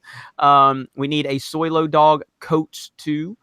Don't exclude pets, Ethan. You evil bastard! Don't exclude pets from your Soilo shirts. You have to make. No, I don't want to. I want pets to believe what we believe too, because pets are smarter than SJWs. Maxwell Miller says, "Shout out to Lando Calrissian. He gave L337 an STD2." Geek Core says, "When Andre of Midnight's Edge says the name of Alden Ehrenreich, it makes him sound like a World War II war criminal. Love that. Love that guy. Hope you can get him on." Adam Spartland says, "Feige said in an interview the other day that that after Avengers, 4 different incarnations of the same character will be appearing in the MCU." I saw Feige made some comments the other day, but I didn't get a chance to dive too deep into that. American Trent 421 says, "I love arguing with SJWs. Facts always beat them. Facts and truth and common sense always destroy them." And always. Daddy's belt always beats them too, and that's coming off. That's coming off if they keep this up. Daddy's belt. Planet Musk catchphrases like you. I know, really. Planet Musk vlog. Are the toxic fans bad apples or false flags? All those are in quotation marks. They are just. I mean, are toxic fans bad apples or false flags? They're false flags. I mean, look, assholes exist in the world. They just do. But you can't sit there and take a few people and create the entire narrative, which that's what they're doing. But so many people are seeing through it. And that's why Star Wars is failing. That's why all the shill sites are desperate for every little piece of news, because they are taking every opportunity they can to create a false narrative. It didn't work for Hillary Clinton. It didn't work for Ghostbusters. It didn't work for Marvel Comics. And it's not going to work for Star Wars. It's just not going to work. It's that simple. Makani 90, Jeff's going to wear that like a badge of honor. I'm the third worst Star Wars fan on YouTube. I'm worse than Jeremy. Yeah. I think I'll make a t-shirt for the celebration. Yeah, I'll do that. Damagini, you guys are great. Come back. Come check out my take on the Disney troll nonsense. Damagini. He just clarified that in the comment. So Damagini. Wayne the Sex Machine. Well, if you say it your name, you must be a sex machine. That's the way to do it right there. At least he's creating. Look, he's creating a standard. Look, I'm Wayne the Sex Machine. This is what you need to expect when you talk to me. Hey Jeff, I know you like the name, but let's be real. Yes, it's not nearly moist enough. Moist fudge for Ethan. Boom, Ethan. No. Doug Harmon says, "The Last Jedi was my 10th anniversary date, and Rian Johnson ruined it." He ruined a lot of things, and your marriage apparently was one of them, and we do apologize for that. The great Therm Scissor Punch is in the chat, and he said, I'll say it, Freddie Prinze Jr.'s dad killed himself because he knew how much of an asshole he grew. Oh my gosh, that is savage. Holy shit. Well, yeah, Wow. That Yeah. was savage. I do not co-sign that at all, but I did read it without screening it. But whatever, that was savage right there. All right, Matt Johnson. When will the mouse realize he has to tell the story and not preach agenda to the cheese? When the money dries up, and I promise you, in my opinion, those conversations are happening behind the scenes. Disney brass knows what's going on. They're not going to publicly admit it because they have to continue to virtue signal and pretend that they're good people and pretend that they care about social causes, but they don't give a shit. All they want to do is project what they care about, but behind the scenes, they're watching porn and talking shit about people just like all of us. And that's the truth. Any thoughts, guys? I better not be porno. I don't. God damn it, you and your fucking catchphrases, man. They look, if they have to be aware of the situation, and that's why these people are talking about us the way they are, even if it's in a roundabout way, because Disney doesn't like it because we have a voice that people care about. They'd be stupid not to know. It's not like we have 5 subscribers on YouTube and we bitch on, Reddit or something. Right. No, it's right. But they want to give more credibility to this fucking fan page that's got 36 followers and half of them are fake bot porn accounts. And they want to act like that's creating the narrative. You know what I mean? And Remember they tried that for The Last Jedi's fan scores? Oh, it's Russian bots. And then Rotten Tomatoes came out and said, no, these are the real scores. We've verified it. Yep. So I don't get what they have nothing else to fall back on. It's now they're at the finger pointing stage. How there's the certain stages of acceptance, denial, this and that, whatever that is, the stages of loss or something, bargaining, all that crap. We need to come up with something like that for these SJW journalists, like the 10 steps or whatever of failure. They need to accept all these things and they'll try all this. And once you see it, the next one comes and then the next one comes and then finally it's acceptance that they've lost and then they move on to the next piece of entertainment they can try to ruin. The eccentric artist says Infinity War was a perfect ending to the MCU. The fact that they planned 20 more films involving Riri and Kamala proves how out of touch they are. We'll see. I mean, I won't see. I'm fucking done. Yeah. Those characters pop up. Yeah. I don't care what you want to call me. My ass is not going back to a theater. Infinity War was perfect. My God, it was a perfect ending. God dang, it was good. And I was getting fed up with MCU, but that really rejuvenated me. Ghosty Ghost says, just want to say you guys are awesome. Thank you so very much. Really Thanks. Appreciate that. This is my favorite. It's my favorite screen name. Make America Great Again, Mexican. It's not like it's not like we want a bizarre anti-libtard Star Wars with a gay skinny jeans Vader and a fat lesbian Palpatine. Oh man. Justin Kelly says Blake Edwards movie Skin Deep has a dueling glow in the dark condom scene online. Funny as hell. Glenn Collier, Fandom Menace needs a mission statement page. May a declaration of its purpose and goals. Had to send Setcon super chat, forgot to put message in. Oh, a second super chat. All right, my bad. I hate that you had to do that, Glenn. Apologize. Did you just pronounce second as Secon? Well, he said it says as he left the D off when I read it. So you guys know how it is reading all this shit. Ethan, you fuck up words all the time when you're reading. Don't start on me.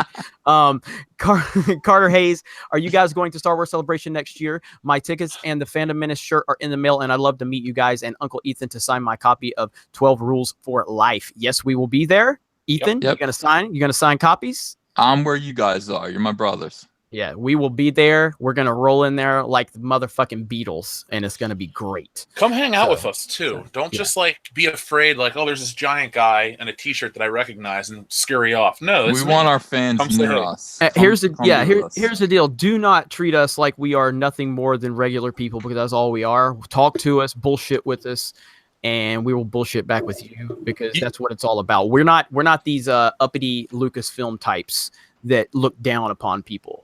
You're just like us. You can buy me a beer, and I'll appreciate that. Oh yeah. Feed us I love to alcohol drink. all night.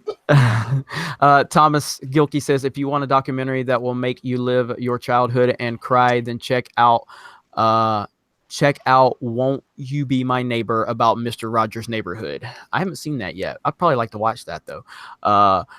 Orca49, get some investors and buy Star Wars back from Disney. Get Uncle George to sit and tell the real sequel trilogy story to a good director and writers and remake 7 through 9. Many people have suggested that I should try to get a campaign going where the subscribers for the channel actually buy me Disney stock, like a lot of Disney stock, and then I can actually have a say in what Disney does. Oh my God, that's a brilliant idea. You know, a lot of people have been talking about it. So I'm just like, man, I need to talk to Ethan and see if I can get a campaign going like that, since he's the genius behind campaigns like that. I got an idea for one too, so be on the lookout for that, folks. All right. But it's not as genius as buying Disney stock. Green Adrenaline 6405. Now that Jeff has corrected me on that name. If women and people of all colors and races are so important in Star Wars, then why do their stories in the movies require so much effort?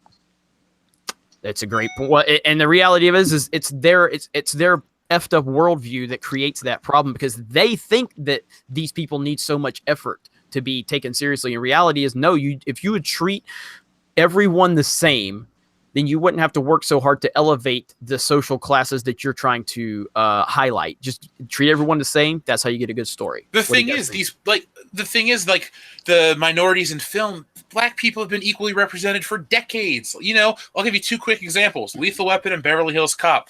They're treated, Riggs or Murtaugh and Axel Foley are treated just like everybody else.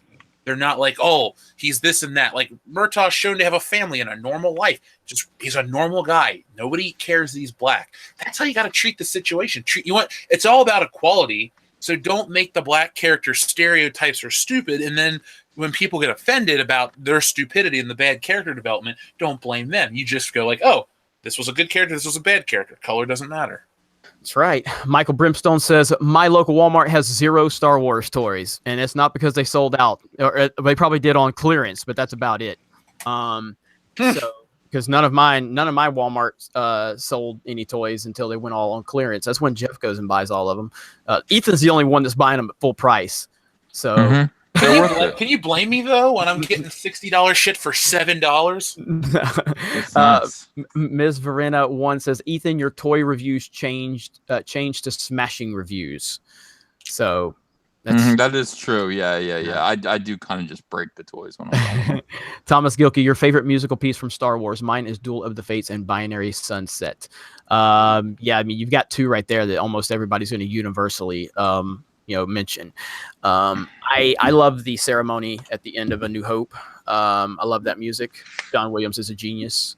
So what are your guys' musical pieces from Star Wars? Any stand out? Oh, well, you said those are 3 that I love, but I'll go with the Battle of Yavin, specifically at the end when Darth Vader's on Luke Skywalker's ass and the music hits and the drums are going. Like, that's why I like the first movie so much, because even if you just listen to the music right there, you know exactly what's happening on screen. Just like in Empire Strikes Back, the carbon freeze chamber, when the Imperial March plays and Darth Vader's face shows through the smoke and all that, it just adds. That's a reason why we all love Star Wars so much too. It's powerful on every level. Ethan, got a favorite score? I just like B. Arthur singing "Say Goodnight, My Friends" from the holiday special. How can you always top us? Fuck. Always, never fails. It's like he sits back. He's like Mark Cuban on Shark Tank. He just waits to the last second to come in and boom, steals it. So Jesse James, you guys are scruffy Nerf herding figs. Keep it up. I wanted to say scruffy looking, but he just said scruffy Nerf herding figs. Beskar armor a little deep, but I don't think we'll get a media age we had up to 2010 until they stop indoctrinating the kids. Your thoughts, guys? I think people are getting smarter. I think common sense is starting to take precedent over people that are blindly following. It's going to take some time, and there's still a lot of people that are blindly following. But I think people are getting smarter. I think common sense is starting to. Look at what. I mean, again, I keep saying I want to try to stay from politics, but look what happened in the election. Common sense prevailed. Look what happened with Solo. Common sense prevailed. Look what happened with Ghostbusters. Common sense prevailed. Look what happened with Marvel Comics. Common sense prevailed. I don't think people are blindly following dumb shit as it seems. What do you guys think? You're right. Look at the New York Times. The Wall Street Journal video I did. Those people don't fit the narrative of angry white man babies, and they had problems with Star Wars. So reason will prevail. Yeah, I agree. I mean, my 12-year-old daughter, she's not an angry white male, and she hated The Last Jedi. Even when her dad was fanboying, trying to convince myself I liked it, my 12-year-old daughter was like, Dad, that movie sucked. But she's just an angry white male. You know what I mean? So it's crazy. Darth Konica says, I may skip Star Wars Celebration and just come hang with you cool cats. That's the spirit. If you don't want to give Lucasfilm your money, that's the spirit right there. Fan addicts of film, I can't wait to hear you guys at Star Wars Celebration. I look forward to seeing the looks on social justice warriors' faces. That's awesome right there. What do you think the SJWs are going to freak out? Absolutely. I think we are going to. Well, if everything goes the way it goes, the rumor is going to be out that we are going to attend this. We're looking at around October, November-ish, December-ish. We're gonna get really, really big. Our channel size is gonna double by then, and we are going to be deemed a threat to Star Wars security. And we are they're going to let us know, we know you're coming and you are not welcome, et cetera, et cetera. Yeah. So, I mean, it is going to be when we do come, as is our right as Star Wars fans and Americans, nothing will happen. We'll get some dirty looks and our fans will come up to us and love us. But yeah, it is going to be weird and it's going to get weirder. So guys, buckle up. Nobody fucks with me in public ever. So yeah, nothing's gonna happen, especially for me, because I can pull the race card. People don't say shit to me because I'm intimidating. I love it. I used to hate it, and now I'm just like, you know what? Play to your size. So it's gonna be awesome. I can't wait to get there because I'm not gonna start shit at all, but you know they will. We're there to have fun. I plan on going there to broadcast for Comic Artist Pro Secrets, make videos. I plan to make fun of a few things if I can. But really, yeah, we're just going to be there to have a good time. They are going to absolutely spaz out. I'm just warning you now. This is how it's going to work. Guys, we are going to double in channel size between now and November. Well, and this is going to play off of what we're talking about. You should all make a High Council Star Wars celebration. Make our own Star Wars celebration where we control the narrative. And you know what the narrative will be? To fucking love Star Wars, not to make it a social justice soapbox. So I think that's a great idea. Jesse N says, Uncle, hey Uncle, Sunshine Human Ethan, you going to do your own version of Jim and the Holograms like the Blue Rain Brute? Yeah, they're going to be called Jim and the Homophobes. Jim and the Homophobes are the male version of Gem and the Holograms. That is coming out next. I'm working on Snow White, which is Bro White, and the Seven Dwarves that are little midget moms that do everything that he wants, and he just sits there and plays video games. He's a fat neckbeard. You've seen that. You've already seen that. But yeah, Jim and the Homophobes. Absolutely, truly outrageous. Episode 9 starts with Rey exiting the dark side armor on Octu. Could she just die in the movie and we go to somewhere else in space? I'd be okay with that too. PC Payload says real Star Wars fans, just like the real patriots, hold the powers that be responsible for their shit choices. Kathleen Kennedy and Rian Johnson equal hypocrites. Much love, High Council. Thank you so very much. Sean, I'm not even gonna try to pronounce your name. Boba Fett should be a Netflix series. I don't want a Boba Fett at all. I'm sorry. Movie. I'm that's just me though. I'm not saying I would be against it completely. I'm just not the biggest Boba Fett fan. I want to see a Cad Bane movie over a Boba Fett movie. What do you guys think? I'm not the biggest. Cad Bane could appear though. Or did he die in the Clone Wars? So no, well, Cad Bane. See, the thing about Cad Bane is why I think it would work to make it a centric show for Cad Bane is because the prequel era, you could dive back into the prequel era. It's that kind of underground, kind of dark feel. You know what I mean? And Boba Fett to me is just this overhyped character that fans that were they had no Star Wars, so they just hyped up this character that had 2 seconds of screen time. And I'm totally turned off by him. You know what I mean? And somebody mentioned that, Christopher Nolan could direct a Cad Bane movie, and that got me tingling. So you're so easy. I'm very, very easy. I'm very, very easy. Yo, Holy guys, I'm on my Twitter right now, and so many people did hashtag more profitable than Disney Star Wars. And it's not just No. dollars, it's dimes and nickels. No, Oh. my God. It's You're- losing lottery tickets. Oh my God. I'm dying. Oh my God. You Ethan, guys are the best of the you're a chat. damn Thank you genius, so dude. much, man. You're a damn genius. Oh, my they're so God. funny. This is, and it's all, direct this right at Lucasfilm. Let them see it. yeah. Oh shit! I'm gonna give these all likes, because I love All this right, so I'll have to much. jump on that, but I'm dealing with the super chat right now. Okay. Ivan, my buddy Ivan Ortega. He says, Ivan. I'm a racist for not liking The Last Jedi, and I'm brown. Hmm. That Star Wars girl says, love you guys, keep it up. Ethan, love the Soilo shirt, still waiting for my Cyber Frog one. Could you make the tees in women's styles, please? We're working on that. They're actually, yeah. I mean, we're gonna make them for infants, and we're also gonna make them for women now because they really are super popular. They're selling really well. You guys have made Crypto Fashion, which was a very small t-shirt company, into a big t-shirt company that has hired 6 employees. So Holy you're actually crap. creating jobs now, and thank you so Wow. much for your support. That's amazing. Vanquisher RX8. Keep up the great work. The Last Jedi isn't my Star Wars, and I refuse to give it up because SJWs want to platform off of it. Don't see Solo. Won't see Episode 9. Yep, I'm in. Thank you. I'm in the same book. I'm in the same. Episode boat. 9's gotta hurt for them to take notice, guys. The next year and a half is gonna be a bunch of us being shit on. But if Episode 9 flops, they'll be kissing our asses for till the end of time. Phil Devereaux, buy yourself a drink, fellas. Looking jacked. Am I Thank you. looking jacked? My avatar is looking jacked, isn't it? Bryson Lape says, we just got out of the new Star Wars movie, and I'm emotionally gutted. Homebrewer dittos. See y'all in Chicago. Yeah. Who was that from? That was from Bryson Lapp or Lape, L-A-P-E.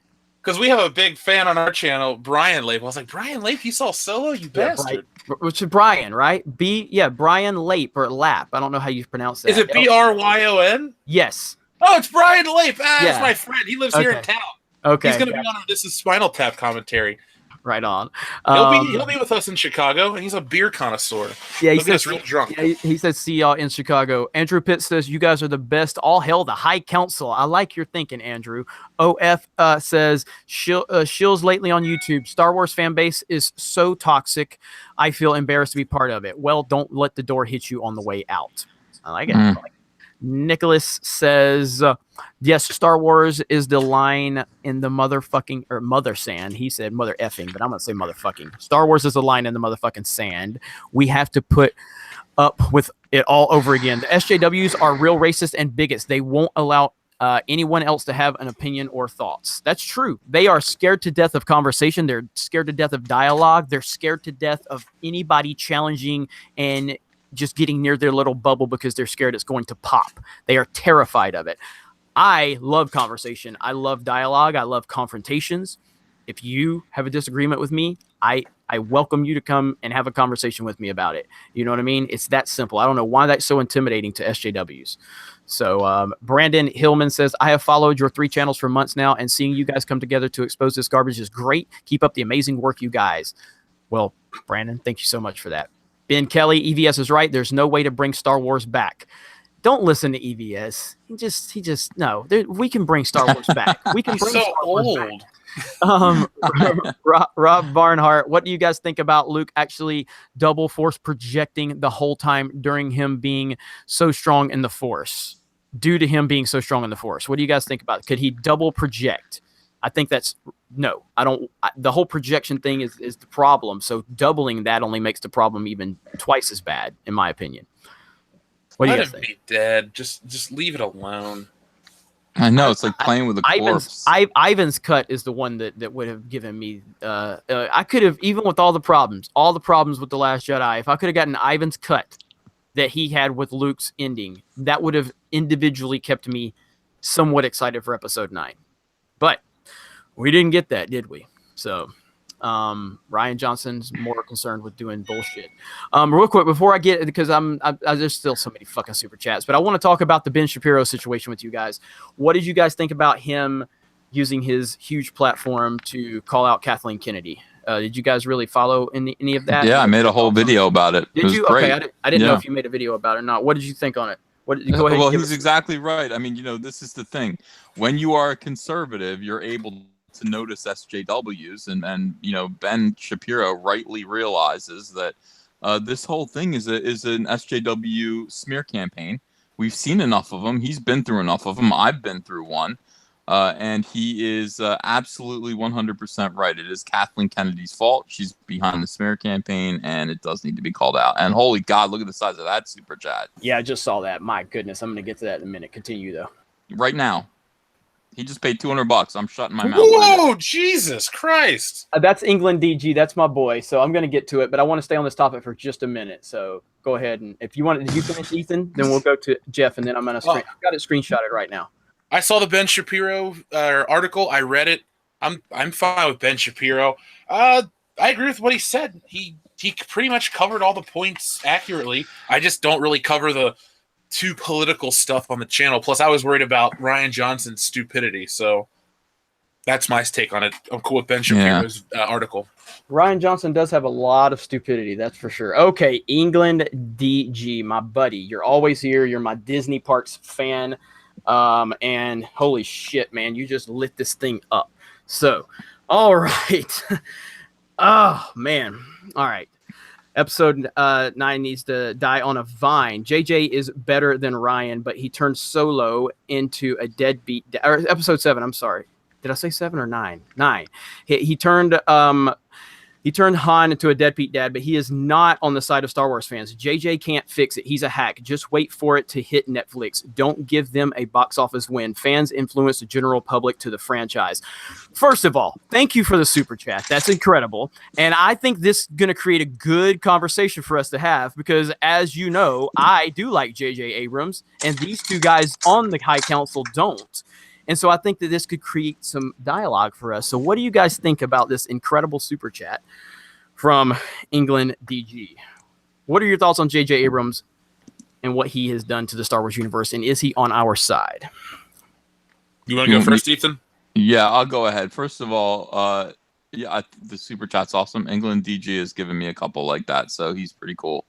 He hates me, though. Oh, evidently, yeah. Well, listen. Here's the thing. I do like J.J. Abrams in a kind of abstract way. I think that The Force Awakens gets worse with time. It was bad immediately upon leaving the movie theater. Once anybody puts any thought into it, is he on our side? Absolutely not. But one thing is for sure, he does not like what Ryan Johnson did in the second episode of the trilogy. He doesn't like it. He doesn't like it because he just kind of went his own way. Ryan Johnson bragged about how he didn't have to follow any particular story outline. He was allowed to just write whatever he wanted. This was, I think somebody used the phrase Mad Libs Star Wars. In other words, here's the first episode, and then you go ahead and make up the second one, and I'm going to have to answer you with the third one. But J.J. Abrams is not evil and stupid like Ryan Johnson is. J.J. Abrams is just, a snotty SJW. He is going to be insulting. He is going to further damage Star Wars. But he's not going to utterly destroy it the way Roundhead Ryan Johnson did. I would love to just boot his head. I swear to God, Ryan Johnson's head, I want to kick it like a soccer ball every time I see it. I just want somebody to yell, "Goal!" as like Ryan Johnson's head hits the net. Real quick, Joey R75, I have not missed so many super chats. I've got every one of them in front of me, and they're a mile fucking long, so I'll get to them. Go ahead, though. No, I'm done. That's all. I was just fantasizing about. So, Jeff, I know you're a big Force Awakens fan, big JJ fan. Why don't you Well, go ahead and give us your thoughts on this amazing super I chat? really didn't have a problem with J.J. Abrams until I saw the Star Wars movie he made. Did I like Super 8? Not really. Are his Star Trek movies amazing? Not really. He seems to be a fan of so many things, yet he doesn't know how to make anything truly original. If we look at the last couple years of his filmography, it's just derivative stuff or remakes or borrowing or reimagining or just straight up ripoffs in terms of the Force Awakens. I mean, his first Star Trek movie was whatever. His second one was a Kmart version of The Wrath of Khan.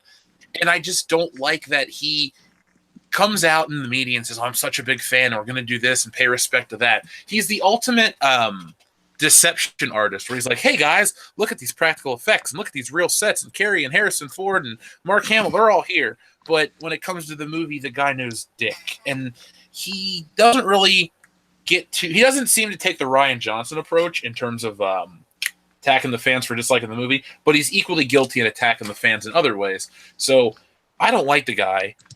And I really don't know what else to say. I've covered it in great detail on World Class Bullshitters. Yeah, I mean, I've said this before. I have a really, and I covered this on my video today, but I have an ability to separate a person with their politics from their talent. And much like Green Day, my favorite band, I don't like their politics, but I like their music. I always have. And so as long as if the product that you're giving me overrides your political views, then I don't really care what your politics are until your politics are so loud and your talent's not good enough. With JJ, I know what JJ is. I know he's a typical Hollywood left-wing virtue signaling SJW. I know this. He's the guy who wants to claim about respecting women, then he put the stupid Alice Eve scene in Star Trek that was pointless as hell. You know what I mean? Like, what was the point of that? That was, now again, I liked it. No, I'm saying I didn't have a problem with it, but I'm saying, what was the point of that other than objectifying a woman? Yet you want to preach about women respect all the time. You know what I mean? Like, he's a hypocrite. He's a typical Hollywood hypocrite. But I think he's a talented producer, filmmaker, and I've enjoyed almost every film that he's made. I think I've enjoyed all of them. And I've enjoyed almost every TV series he's been a part of. I think he's talented. I think he weighs heavily on nostalgia at times. I don't think he's very original at times, but that's not necessarily a bad thing, because that's kind of what we want out of Star Wars. And I thought The Force Awakens gave us that to an extent.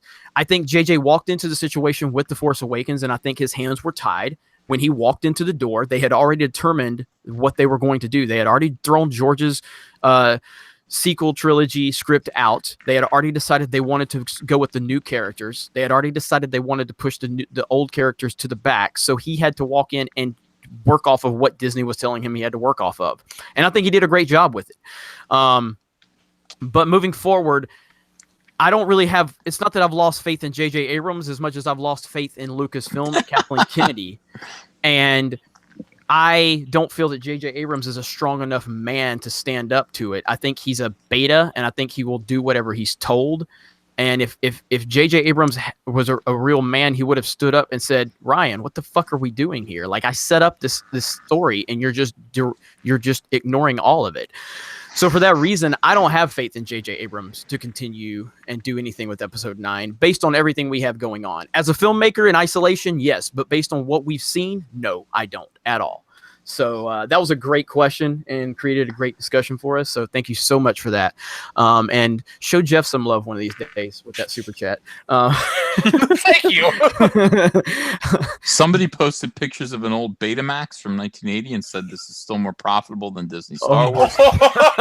Somebody posted a picture of a beat-up car with the fender hanging on by a yellow rope, still more profitable than Disney Star Wars. Ethan, this is a gold. This right here, that's a gold video for you to work on after this, or either I have a dead squirrel in my garden we can use. More profitable. More profitable than Disney Star Wars, and you need to show all of the images people are. Somebody just posted a picture from 1929. Wall Street in panic as stocks crash. Still more profitable than Disney. The beginning of the Great Depression.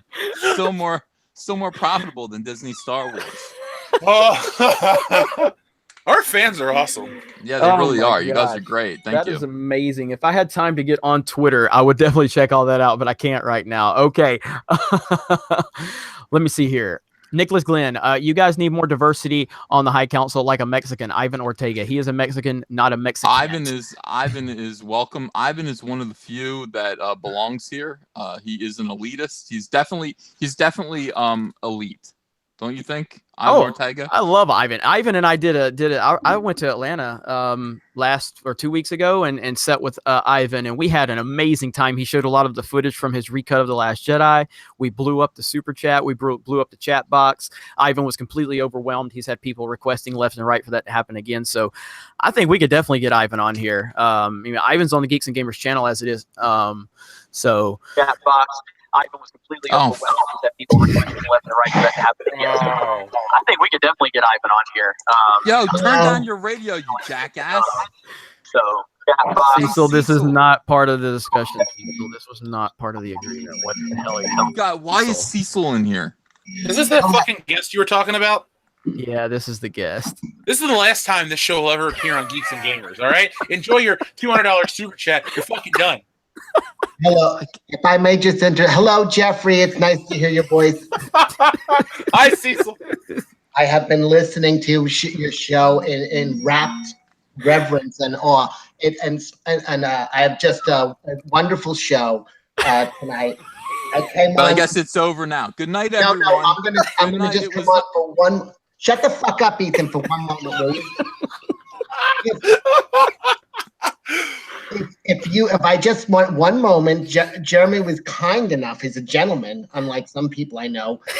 He asked me to come on, and I'm promoting a show that we're doing directly after the High Council. Me and Nurkish are doing a show called The Dark Council. It was called Cancer Cast, but I thought that was too fucking dark. So That is dark. That's called The Dark Council. The Dark Council. It's the on dark cancer actually kind of No. sounds more apt. No. Dark Oh. Council. Shut up! It's on directly after this broadcast. Go right over to Nurkish. You could hear us, and we'll expound on some nonsense. Last week we broke down the All in the Family episode where Edith almost got raped. So we do weird things over there. I gotta listen now. I love that episode.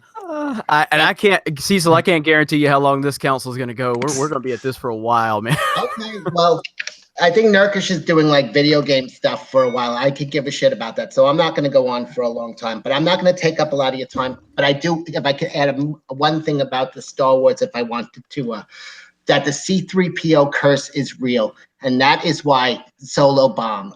100%. Men, boys are looking for masculine figures to emulate, and without C-3PO, that movie was doomed to fail. Yeah, you're right. It's why Jordan Peterson is such a big hit. People are looking for masculine role models, and what do? They take out the head Maka, the number one guy, C-3PO. They cast him aside. Well, fuck them for doing that. Fuck Ron Howard and all the rest of them. Star Wars is dead to me. Although, I may come out to Chicago, not to go to that thing, but maybe just to meet up with you guys in the bar. I think I might do that. But I don't know if Ethan would allow that. oh, he wants to see me. Do it. Ethan's sending me evil text messages right now. He's not happy with me. No, I tuned out. I'm sitting here kind of. But Jeremy or Jeffrey, you said you wanted fans to just approach you like a regular guy. I would just, if I would like to add, if I am out there, please don't approach me like a regular person. There should be a certain amount of awe and reverence when approaching. I said I just wanted some free beers. That's all I'm asking for. Oh, I was assuming the beer was free.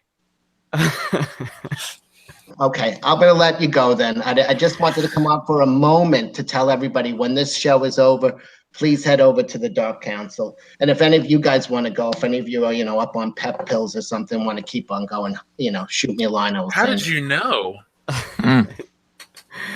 All right, Cecil, I got to get back to these super chats, bud. I'm out of here. I love you guys. Thanks for having me on. Eat pray, Cecil. See you, man. Bye, Cecil. Bye. That was the guest, everyone. So I hope you all enjoyed that. We lost 100 viewers, so We did. I was watching it happen. Unreal. And the next super chat to get to is Rax the Hero. You're lacking Cecil. That's why you're not number one. What's your excuse now? And the viewers are going back up. So I'm just saying. We've worked something out. Alex Osborne, check out the Jabba the Slut account on Twitter. Jabba the Slut. All right. Is that humor? Yeah, it looks like a humor one. No, so I it's said probably is that Amy Schumer's profile. Because that was like the joke for her for years. Ooh, I don't know. That's a good one though. I thought you cut out, so it said. I thought it said humor. Oh, James Ridge said, "Why do SJWs keep comparing the Empire to Nazis when Lucas wrote the original story? The contemporary evil empire was the USSR. Why do SJWs do anything?" Star Wars philosophy. Hey, world class bullshitters! Did you end up noticing my tweet I sent you guys on Twitter with photos of all of the on sale new trilogy pop heads? So many Poes and Rose should have kicked them over. Oh did man, you notice that? To be fair, there's somebody else runs our social media, so I'll go to check it out. But after the whole little shitstorm, I don't know. We haven't been able to see a lot of stuff. I'm sorry if I missed it, but I'm looking through the notifications now. Incidentally, someone posted an Atari 2600 ET at the extraterrestrial cartridge. Hashtag still more profitable than Disney Star Whoa! Wars. Did you forget to talk about the shitty old Ford from Andy M? Where? Oh yeah, no, I did. Well, I think I mentioned it. I think I mentioned with the yellow rope tying the bumper down. I'm not going to make a video about it, but I'm going to spend an hour or two tomorrow reading these. This is fucking awesome. These guys are hilarious. Ethan, I can't wait to see your video on this. I can't wait. This is gonna No, this is the video on this. This is perfect for the live stream. This is, the pictures though. The pictures. We need the pictures. So we can, you know, what we could do is we can keep these rolling through the High Council for in perpetuity every week. True. Guys. That's true. That's true. Dan Lozano, awesome job with John Boyega, Jeremy. It was like watching George McFly punching Biff. George plus world class bullshitters and Uncle Ethan kick ass. Even though I'm still waiting on that intro to the greatest American hero. Haha. Watch all of you guys daily. Big fan. Thank you so much, Dan. And I'm glad that I got compared to George McFly punching Biff. I'm okay with that. Nicholas Glenn, are any of you going to the ICC Star Wars Collectors Convention in Nashville, September 14th and 15th? Toys, comics, celebrities, and guests. You can get a booth there. September 14th and 15th. I don't know. How big is that? I wonder how big that convention is. I wonder if that would be. World Class Bullshit is trying to go to Horror Hound Indianapolis like the weekend before, maybe. We already paid for our table, so we're trying to find out, folks. So if you're dying to meet us from the podcast, we'll be in Indianapolis, hopefully. There you go. But I'm always down to go to conventions. Yeah. Do we need a trial run before Star Wars, or do we think Star Wars should be like the first one? I think there's going to be a lot of anticipation for it being Star Wars. I think we should probably make that one the first one. That's what it all. Yes, all building towards it. We can rise to the occasion. We can make it happen. I think that's what we need to do. Plus, we have a veteran with Ethan, so he can show us the ropes. So, because he's been to plenty of conventions, right, Ethan? Many. So, No, never. Phil Devereaux as a ginger, roundhead Ryan and Kathleen Kennedy triggered me over their depiction of General Hux. Where's my safe space? We need more strong, powerful gingers. When that fits the social narrative, you will get more. Bagel Goose, I am EVS's friend who makes sure he stays hydrated. Awesome. Thank you. Jeff Myers, Dave friggin' Filoni, he gets it. He does Star Wars right. It ain't that hard, y'all. No, well, it's hard for them. Rhino 4563, Uncle's toes are sunbeams. Ethan, you're just popular in the super chat tonight. So, yeah. Makani 90 says best response to SJWs: go fund yourself. I think that's gold. Ethan just comes up with t-shirts left and right. He just it's a second nature to him. So Joe, I'm like Calvin Klein. I know. Joe Owensby. So are we the fans? Luke Skywalker in Return of the Jedi trying to turn Vader from the dark side and control the Emperor, which is Kathleen Kennedy and SJWs. Tico Pass forever. Yes, we are all Luke at this point. We are the rebellion, and we are all Luke, and we are all facing the Empire, the dark Sith Empire known as Disney and Lucasfilm. We all still have our hands, though. This is true. Well, I don't know. We'll see what happens at Star Wars Celebration. We're not sure what Disney's going to do to us. Nothing. We'll sue them. All right. Rainbow Brute should be drawn with a shirt that says Whiskey and Pornhub. Ethan? What do you think? Yeah. Well, absolutely. That seems like his type of thing. Star Wars Separatist Republic. Shameless plug. I started this channel because of you guys. Keep up the great work. That's Star Wars Separatist Republic. No problem. Tippy Tail McKitty. Lauren to Disney World Fund. I will take Lauren to Disney World at some point. She's good. she's good. So you're gonna be seeing more from Lauren here on the channel. Don't worry. Aaron Cook says, for the crap name Olympics this week, I went to middle school with a girl named Sarah Wienerhold. Nice. Taupe Daddy says, in my Trantico purse, can I get in lined with the potatoes? Oh wait, in my Trantico man purse, can I get it lined with a potato sack? Wi-Fi connect to delete my Instagram account and pocket for my Cyberfrog graphic novel. Man, if you would have added a couple of like periods in there, that would have been easier to read. Brian says Lando's robot identified as a slave, and Lando had sex with it. Slaves cannot consent. They made Lando a rapist, and he raped the Falcon. That's hashtag deep soy. I haven't seen that movie, luckily, so the two gentlemen here can speak to it better than I can. It's not the Falcon anymore. It's the Millennial Flamingo. By the way, all you guys who are in the chat right now, if you're grateful for how great a job Jeremy is doing on this, and he's doing a great job, let's hit that thumbs up. We need a thumbs up. This is a thumb drive. Hit that thumbs up. Where give us we some at? likes. We're at 2,400 subs, or not subs, people watching, and we've only got 1.4 thumbs up. That means 1,000 of you have not clicked. Let's click on it, man. Give this guy some. Hey, 1.4 is pretty good though. On my it's channel, not good enough. on It's my not good channel, enough. breaking 1,000 is a goddamn miracle. So Yeah, but you know what? They can do better. They honestly can do better. So I just want them to click that thumbs up, that like, and let's get this chat big time. And only 16 dislikes.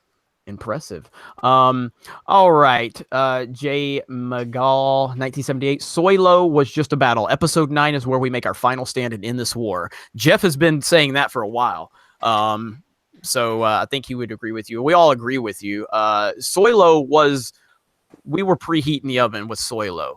We're about to cook this motherfucker with episode 9. That's what we're going to do. Just keep So- repeating it on all your video or your channels, because people will remember repetition is the key. Yes, exactly. We cannot lose sight. We cannot lose focus. So, fan addicts of film, Stephanie I don't know how to pronounce her name. What's the J? Janaski?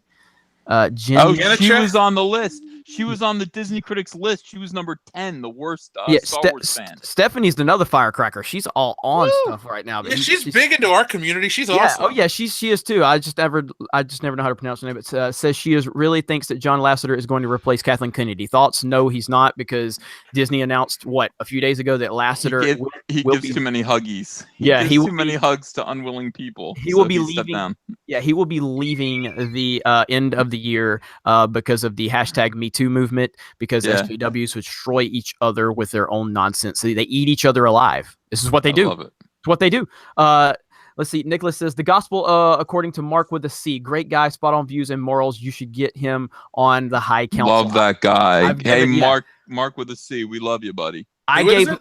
Mark the gospel according to Mark with a C. He's great. I gave him a shout out when he had around 1,000 subs, and now he's up to around 5,000 subs.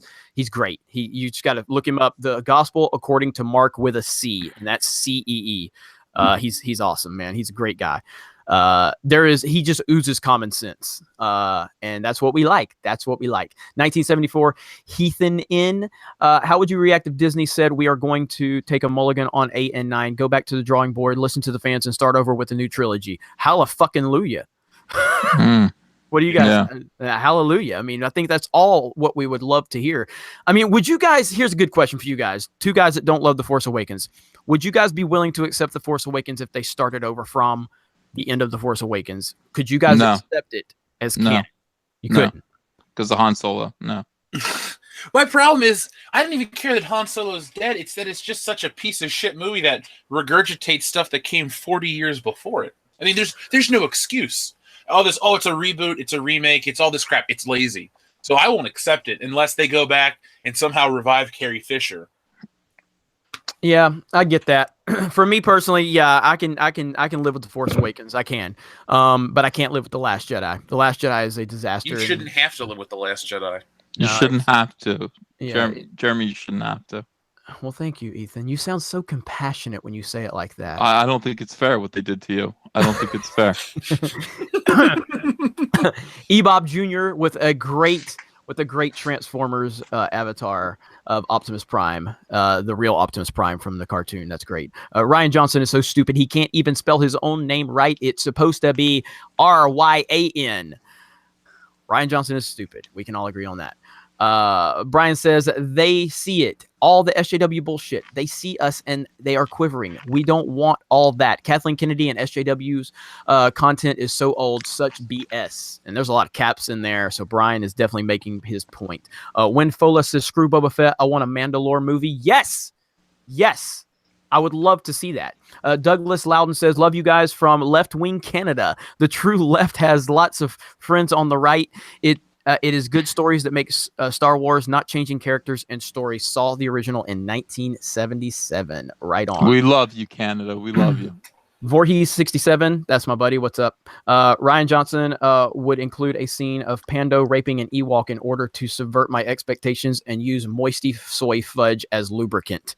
This is all your fault, Ethan. Comments like this I didn't all do your this. fault. It's all your fault. I didn't do this. It's all your fault. Unacceptable. You're just poisoning my Geeks and Gamers community with your moist Oh fudge. my god! I didn't do any of this. I'm guilty bring by this- association. This deviancy into our community with the fudge. This fudge deviancy. Jesse James says, we are vets of Soy Wars for Clan Ordor and Mandalore. Yes, yes. Richard Bozian. Well, after 9, chapter 11, you can buy stock easily. That's true. England DG again. Buying stocks isn't the key per se. You need at least common stock, not preferred. And there are different levels of voting rights. I do not own I don't know how Diz is as an organization, but we are aware. You sound more educated on it than me. And then England DG again. Holiday special. Still better Star Wars than The Last Jedi. Of What do course. you guys think about that? I can't get through the holiday special. I just can't. Why? It's so, man. The porn, when you get to the porn scene, it's just I love that. I love that. It's tough, man. It's tough. England DG, go fund yourself needs to be a t-shirt, and we all would wear it to Celebration. Ethan's on it. You know Ethan's gonna make that happen. All right, Kathleen Palpatine says, I submitted a definition of Star Wars fatigue on Urban Dictionary and the second definition for Infinity Gauntlet. That's a great name, Kathleen Palpatine. Great name.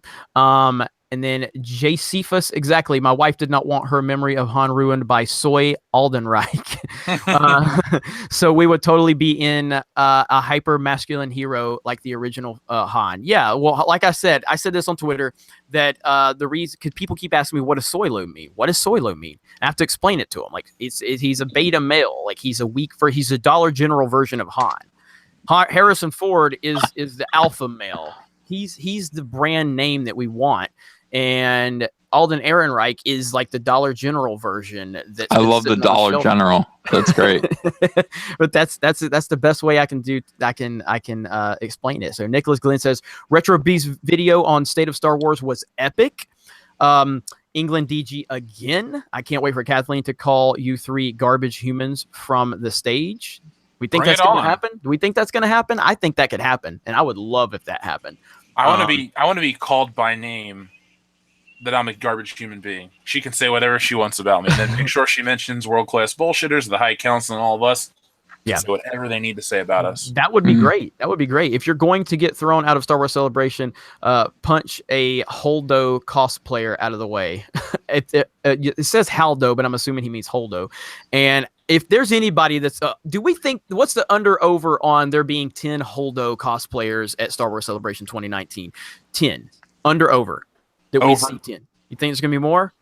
Ironically, it's like when you go to a comic convention and there's a fat, hairy dude dressed up as Princess Leia in the gold bikini. They just do it to be ironic. They're looking for attention. So okay, you know, how about this? Here's a better one. More Holdo or Rose cosplay? Rose. I think that's Ethan's directly responsible for any if that happens. I hope so. Can we get Ethan to dress up as Rose at Star Wars Celebration? Absolutely not. What if we can get Cyberfrog to reach 300,000? I wouldn't do it. I already wore her wig. These guys got me the Rose Tico wig to wear, and I did it already. I fulfilled my obligations to them. I don't feel like I owe them dressing like Rose Tico for any reason. I don't owe them that. I love them. But yeah, they saw me in the Rose Tico wig, and that was it. Mectrom, invite Mark Hamill to our own celebration. That would be incredible if that was to happen. But Why does everybody say, is Ethan drunk? I haven't had anything to drink all day long. Oh, you're dehydrated. Okay. You do sound tired, though. You do sound tired. Well, no, I'm watching the Star Wars Holiday Special right now on my iPhone. Nice. I am. Listen. It's B. Arthur talking to... wait, hold on. Ready? I love this song. Just sing along with me in a second. You don't have to. Oh, never mind. It's nowhere near that point. So all I wanted to do was find the B. Arthur song, and it's okay. Never mind. Sorry. No, I'm not. I'm not drunk. Can Stanja says, I hope you guys aren't crazy enough to think they'll hire someone who actually cares about the franchise once Kennedy steps down. They care about money. Let us dream, George. Yeah, but they care about money. They care about money. So if the money dries up, they will do what's right. They will at some point. It may take some time to get there, and there may be a hell of a rough road in the interim process, but it will happen.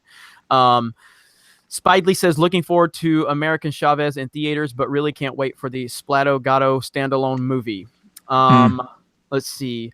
Mazarus says, next year you guys should do your own live show where you watch, comment, and rip on Star Wars Celebration 2019 MST3K style.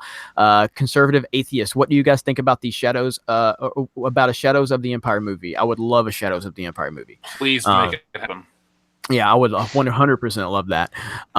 Healy Revelo, thank you for the super chat. Ty Johnson, Disney has 1.5 billion shares. Their stock price is $102 right now.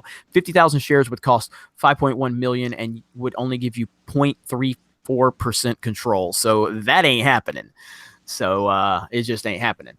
Let's see. The Outpatient just read the Star Wars Critic, or just read the Star Wars Critic, EVS Gold. There's England's amazing super chat from earlier. Captain Liberator. What if Kathleen Kennedy gives Thomas Woosie? How do you say that name? Wassau? How do you say his name? Tommy Wiseau? Yeah, Tommy Wiseau. His own trilogy. You guys want that? You guys want that? I haven't paid. I mean, I know he's like the internet loved him. I didn't pay any attention to all that with the movie that came out about him and James Franco and all. Is that who we're talking about? Yeah, The Room is really his claim. Yeah. Never saw it. Yeah, I never saw. Not that I didn't have a problem with it. I just So you've never seen it, correct? I've never seen it. Okay. I never saw Franco's version. Don't watch The Room because you're going to watch it with me. We'll do a live watch party over the summer. You got to make that happen. Now, so The Room is The Room the original one? Yes. Okay, so that's the original one that was like so bad it was good, and then they made fantastic. And then Franco made the version that came out. The Disaster Artist. Okay, yeah, he made a movie about the making of The Room. Okay, gotcha. All right, Somehow Laura. I got press passes for that movie, so lucky me. Laura Story says, "Is England DG Ben Shapiro?" That would be cool. American Trent 421. England may be a Bond villain. $200 to great guys. Maybe a Bond. So he's been accused of being a Bond villain and Ben Shapiro. He's a hero to me. Dio Brando, is it true that YouTube takes 30% of super chats? I'd rather 100% of the profit go to you guys exposing the BS at Lucasfilm. Yes, they do take 30% of super chats. But again, this is their platform. They've given us this platform. And I mean, it's fine. You know what I mean? So yeah, there's no way you could, like, even Patreon takes 10%. So yeah, there's really nothing you guys could do that's going to cut out the middleman, save for like mailing us, I don't know, PayPal. Well, yeah, I guess you have to do the right way, or else you'll get charged a fee. The bottom line is YouTube creates this platform, makes it easy for us to get these. And so does 30% a little too high? Probably, but it is what it is. You know what I mean? I would be okay with 20%. 30% is a little high, but bottom line. But but you know what? We're not going to be greedy. We got a great audience and a great platform, and we just keep this thing rolling. We're paying for the freedom of speech. As long as they let us keep talking and saying what we want to say without interference, they're entitled to 30%. Right. Oh, Nikki Walters, this podcast, she's my associate editor on the website, but she says this podcast hashtag more profitable than Disney Star Wars. Boom. That's what I'm talking about. Let's see. Jordan Walkerez says, what do you guys think of a Knights of the Old Republic era movie? I feel like it could be That's a what great I way want. to reinvent the way people see Star Wars. That's what a lot of people are hoping that Benioff and Weiss, the Game of Thrones showrunners, are working on. What do you guys think that it's possible that that's what they could be developing? What do you guys think? Yep. Yeah. No. That's what I mean- they should be developing, but I don't know. I personally do not think that that's what they're working on. Just because Disney has seemed to be so, I don't even know if Disney knows that there's a Knights of the Old Republic era. Like, I don't even think they know. And so I guarantee Kathleen Kennedy doesn't know anything about it. You know, I don't think Kathleen Kennedy knows anything about anything Star Wars outside of, she probably knows who Luke and Han and Leia are. And she probably calls Lando that black guy. No. That's about all her extent of her knowledge, because all she's doing is just creating this social justice platform. I really don't think she knows anything about it, and I don't think there's any plans for a Knights of the Old Republic era. Because if there was, they would probably come out with a remastered version of the game prior They to did. it. No, I mean like a super remastered. Oh, but game. say because the Xbox One X version's like super upscale. But yeah, I get Right. what you're saying, kind of Yeah. like a Resident Evil 4 type of deal. Right, yeah, because my Xbox One S has an upscale, not as good as the Xbox One X, but I'm talking about like a complete remaster from top to bottom. So, all right, Jaegerbomb says, do you all think that Ryan's trilogy will be aborted? I'd rather watch Human Centipede trilogy than anything that he Oh my makes. god, yeah. Well, I- the second Human Centipede was the worst, dude. I couldn't get through. The first one was just fine. I liked it when the German doctor was like, "Feed her, feed her." That was a good movie. That part was fun. The second one was just a little bit too evil. But yeah, I would rather watch Human Centipede. I'd rather watch let's see, a Serbian Tale with my Serbian mom. film. A Serbian film with my mom and my grandmom sitting on either side of me. I'd rather Oh. watch that than watch anything Ryan Johnson made from here on out. You know, Yeah. you brought up the Human Centipede. I hung out with that dude, the little actor before. Oh, my copy is autographed by the Human Centipede itself, the three actors who were. Yeah, I made sure to get that done. Ethan, do they still think you're drunk in the chat? Yeah, I'm completely sober. I mean, I would play the Greatest American Hero theme song to prove it. I mean, I you couldn't do that. Yeah, I definitely think Ryan Johnson's trilogy will not happen. I just can't see how it happens from a PR standpoint. I think Solo proved to them that they've pissed too many people off, and if people aren't going to go out and see Solo, and the source of all of this is Ryan Johnson, and I think that's why he's turned into what he's doing on Twitter now. I think he's finally either been told or accepted that he's not doing his trilogy. That's why he said, "I'm finally blocking assholes on Twitter." You know what I mean? Because now it's Well, like, have you noticed this week they brought up his trilogy could start in 2020 again? It's all PR to deflect the situation. I guarantee you, once the Kelly Marie Tran situation slows down, it's going to go away. We're not going to see those movies ever happen. right. All right, so the chat is, there's a debate going on. Is Ethan drunk or not? I want a yes or a no from everybody in the chat. Is Ethan drunk? Yes or no? Because this is a serious topic. We have to get to the bottom of it. So, Can I um, play a song? Can I play a song for you guys? you can play a song. All right, Ooh. thank you so much. Let's go over here. This Everybody's saying yes. Can you hear it? Is it Yep. okay? Yeah. Let's see if this loses as many viewers as Cecil does. It should. It should. It always does. It always does. We're past midnight now, so Listen. When you are asleep, that's when I creep.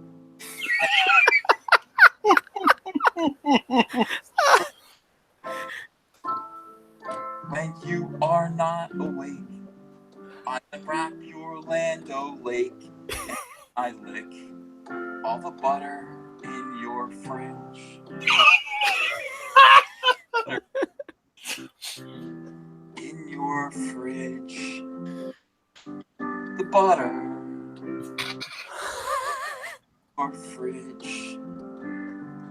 So have some parquet. It contains my DNA from when I butter in your fridge.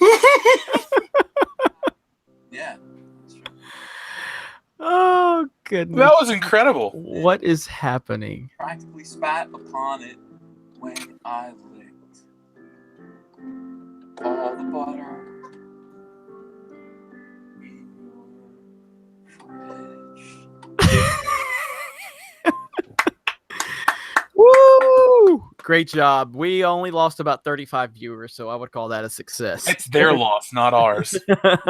Hey, we're almost up to 2,000 likes, guys. So we're less than 200 away from 2,000 likes. So let's see if we can work that out. Also, let me get back on this super chat. So Rick BR says, "May the force be with you." Thank you so much. Darth Conica says, "I like JJ more than Rian Johnson because he's at least followed Star Wars tradition. Added bad feeling and Wilhelm scream. Rian Johnson did not. I sort of trust JJ." I'm sort of with you, Darth Conicus, overall, but like I said, all things considered, I do not trust JJ under the current circumstances we are under. Henry Leak says, "Ethan, Goodfellas or Casino? Casino is underrated." Ethan? Yeah, it is, but Goodfellas all the way. I love them both. Oh, Jesus Christ. Oh, wow. What happened there? What happened? Cecil's in here again. Oh. Cecil, what do you like more, Casino or Goodfellas? I like Goodfellas better. Yeah. It's a They're better both movie. Great movies, It's a but better I movie. prefer Goodfellas as well. All right, hang tight just a minute, Cecil. All right, so Joey R75, sorry, I'm tired. You guys rule. No problem, buddy. I know it's getting late. It's past midnight on the East Coast, so we totally get it. No, it's not. It's Huh? 11:34 here. Oh, see, I don't know. I'm on Central, so I thought it was. So never mind then. Whatever. Fuck me. All right, Mauro Mingo. JJ is the worst. He is destroy. He's the destroyer of franchises. You guys should check out Overlord DVD, aka Lord Moorcock or Moorcock. Don't worry, Doomcock. Ethan. It's not Cord. He says more cock is what it Oh, says. I know that guy. He's pretty Him? funny. Yeah, Moorcock. Oh, okay. Yuna, I have no idea. Yona Hall, a homeless guy collecting cans and plastic bottles for recycling, more profitable than Star Wars. Mm. Disney Star Wars, that is. Rax the Hero, the advent of elegance, all bow down to Cecil. Well, that's good timing because he's here. He's here and he's live and in living color. Cecil, what brings you back to the High Council? Well, I heard Ethan singing, and I just wanted to make a point to everybody that I am not the worst thing on the show all the time.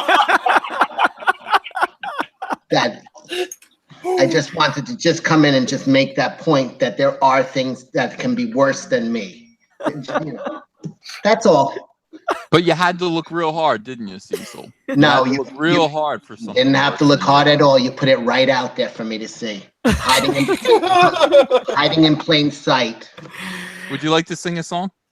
No, I'll play the piano. Any song you like. no. If you would like to sing, you won't sing for this No. crowd. All right, Cecil.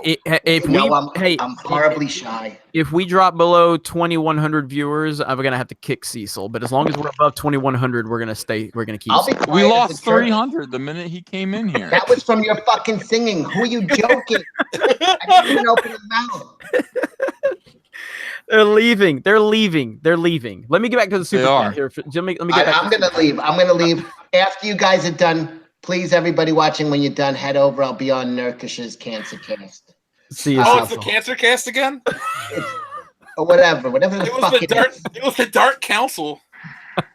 Okay, it's Dark Council. Then. I don't know what the fuck it is. We're gonna be talking about nonsense, but after your show, naturally, I'm still watching. I love it. I love it. Still watching, unless Ethan starts fucking singing again. Then I'm gone. Bye, guys. Thanks. All Bye, right. Cecil. And Brandon Moist says, "Hello, Cecil. You may you be moist. SJWs are more profitable than Star Wars. Not," says Justin Kelly.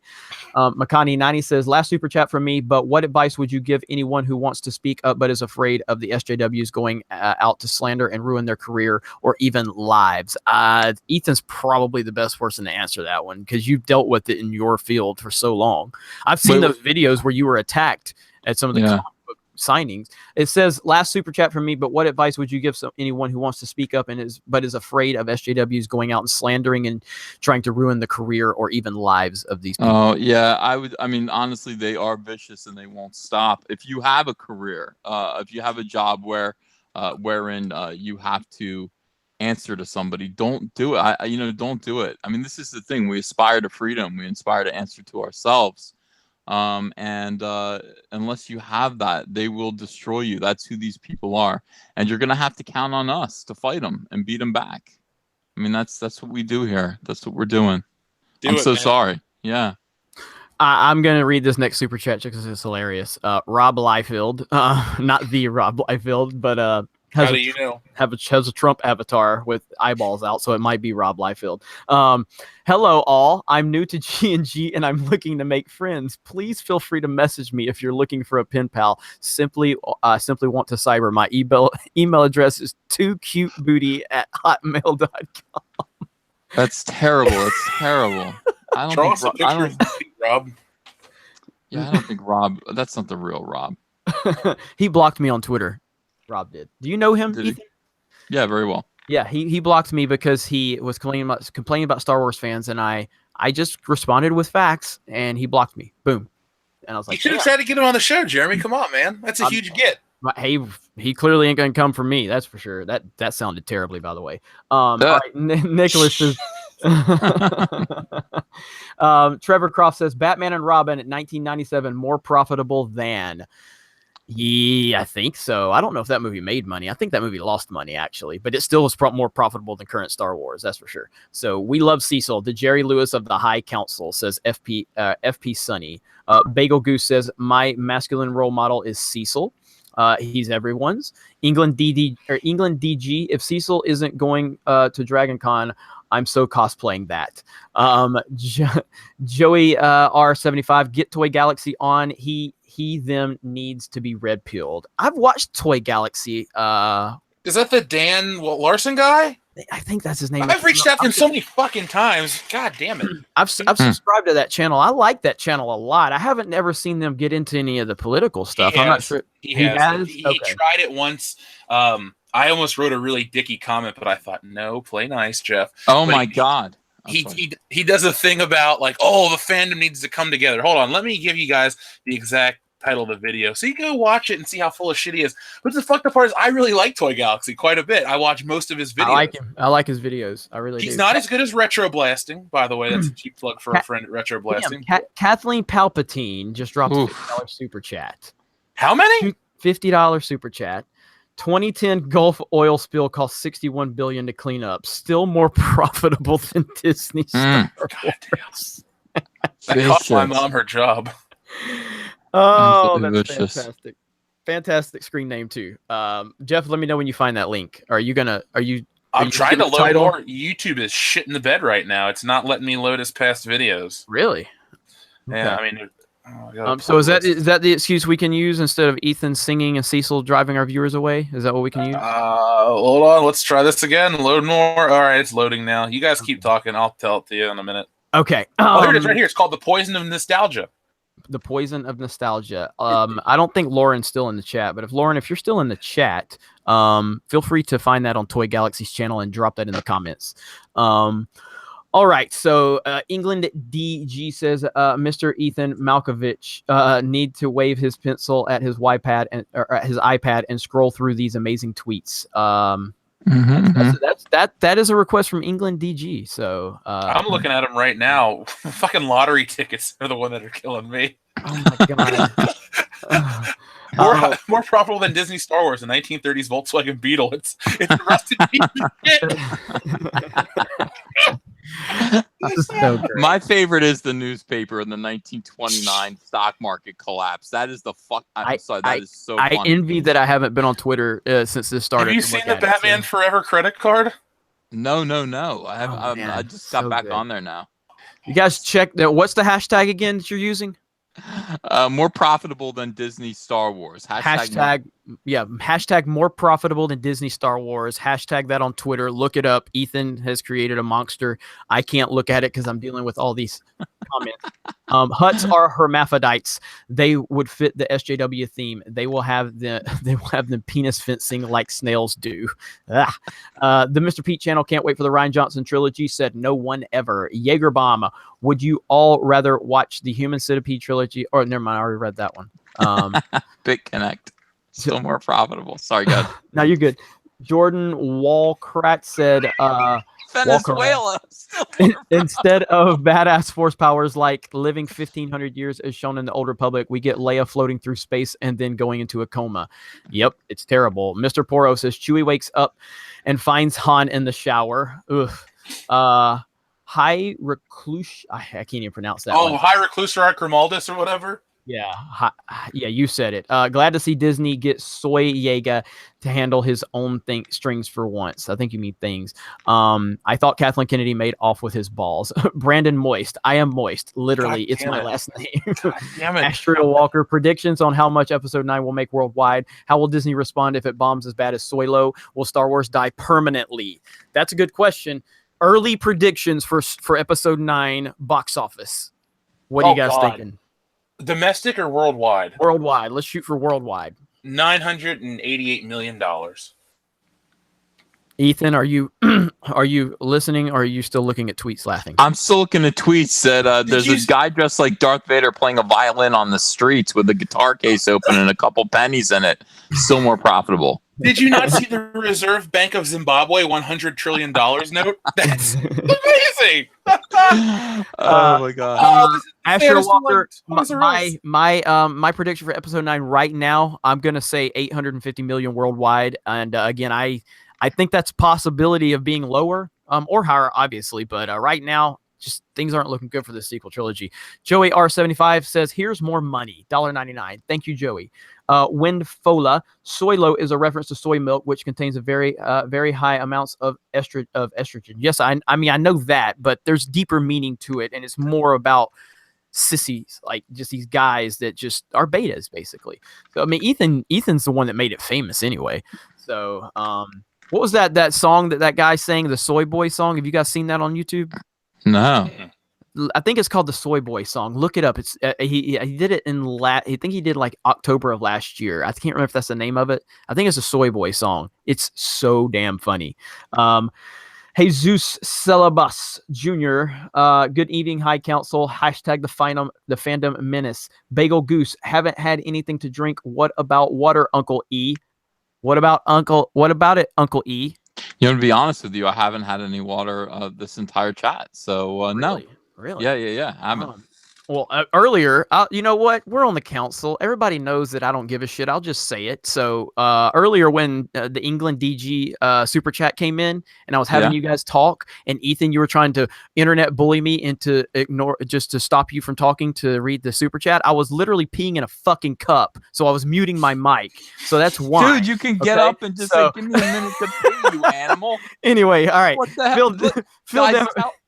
What are you, fucking Howard Hughes? Come on, man. You can get up and take a bathroom break, dude. We're not on this. That's not how I roll. That's not how I roll. That's not. My wife already came and got the cup and taken it and poured it into the toilet. What do you think is going on here? You're not in prison. By the way, Toy Galaxy's trying to jump in on the what's next for Star Wars craze.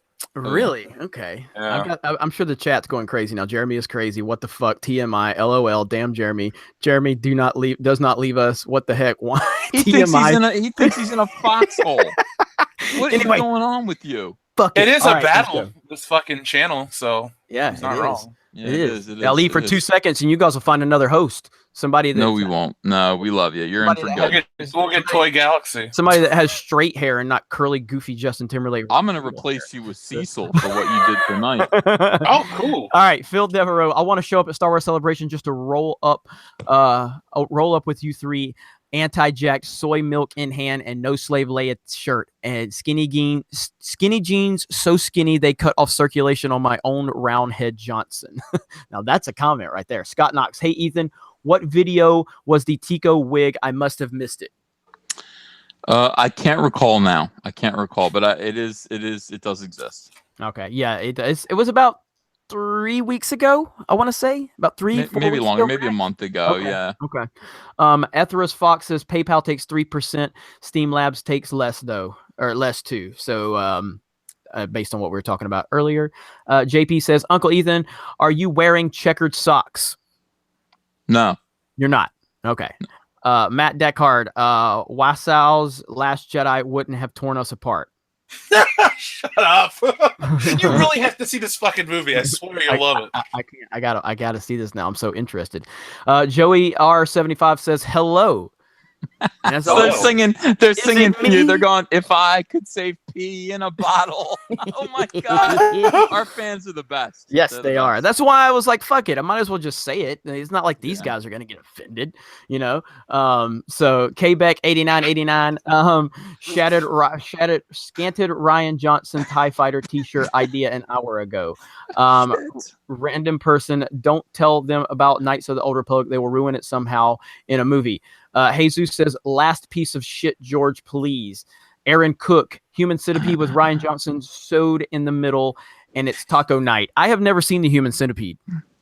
So Take a guess what it is. oh no, I know the premise of the movie, so I understand what it's about. And it's not that I don't want to watch it, I just never have. So Yeah. Isn't it on Netflix? Maybe. I don't know. It's a shit movie. If you really need to find a copy, just Google it. I'm sure you'll find it for like $1. Pete, it looks like somebody says yes. I don't know if they're talking to me in the chat though. Is the Human Centipede on Netflix? Chat, let me know. Press F. I'm waiting to see what they say. Okay. Dio Brando. I think they're pushing up Ryan Johnson's trilogy to pay him less with the kill clause in the contract. When the movie first, when the first movie of its trilogy tanks, they can buy him out cheaper and lowball the trilogy. I don't think the trilogy's happening. Jaeger bomb. No. Thanks. FYI, I asked the same question twice. My bad. No problem, buddy. Can you imagine how we're gonna celebrate when the trilogy doesn't happen for Ryan? I mean, I will never stop laughing at him on Twitter, and I thank God for social media every day so that I can actually laugh in Ryan Johnson's round face. I can't wait. We are gonna party. Oh my God. Laura Story says, my ears lick my butter, baby. This is the part where you were probably singing, Ethan. Yeah. England DG says Ethan is the modern day Tom Lear. Yeah. CNY Ranger, Disney needs to go even further back to the Tales of the Jedi era by Tom Vetch. Normie Sunrider is a strong female lead, and hardcore fans would be intrigued. Disney's never going to that era because they're gonna do their own thing. So Rainiel Edgel, God bless the butter song. Mark Beeman, Ingle sings like Ethan sounds like an angel. Yeah. I've Okay. heard. Is he like a mixture between Fergie and Jesus? The songbird of our generation. Yeah, the songbird of our generation. So great. Let's see. Joey R75. Jeremy, you only read my super chat when it was complained that you missed it. Okay. You only read my super chat when was complained that you missed it. I think it's fine. It's no big deal. Just you can pay me if you want to complain. It's fine. It's not a big deal. TR Wright 7. Uncle E, can you make an intro with Jack Porkins to the song "He Ain't Heavy, He's My Brother" with the Hollies? Can you do that? Absolutely. Would you like me to do that? Do it now. Are you serious? Do it now. Fuck it. We'll do it live. Fuck it. We'll do it live. You write it. I'll say it. We'll do it live. All right, you want to sing? You sing? I'm not singing. Why? Jeff can sing. Come on. I don't know the words to whatever we're talking I about. don't either. I know he ain't heavy. He's my brother. But it's like from Austin Powers. The trench is long. And he's my fighter. That leads us to do. I don't know. That's it. Sorry. I've never played that song in my life. David Cadena. Cecil, I would not unplug your life support on purpose.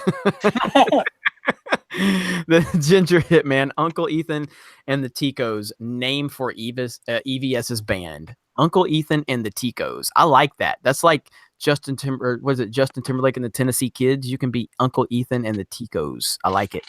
Yeah. What do you Are think? we the Ticos? I guess so. Yeah, I would think so. You guys would be the Ticos. You'd be dancing behind me like the Four Tops.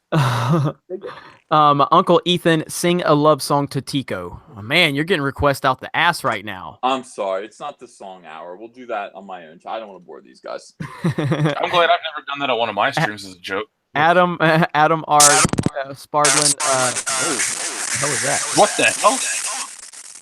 Is Cecil back?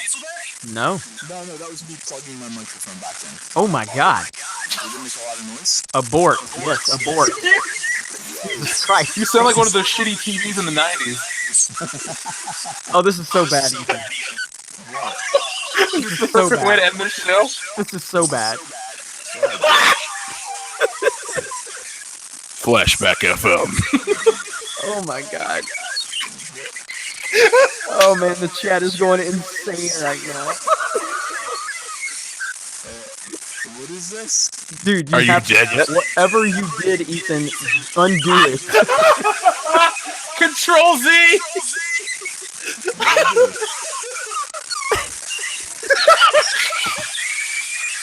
This is our best episode yet. We are about to drop below 2,000 viewers finally. I didn't do nothing. What are you guys talking about? I'm listening.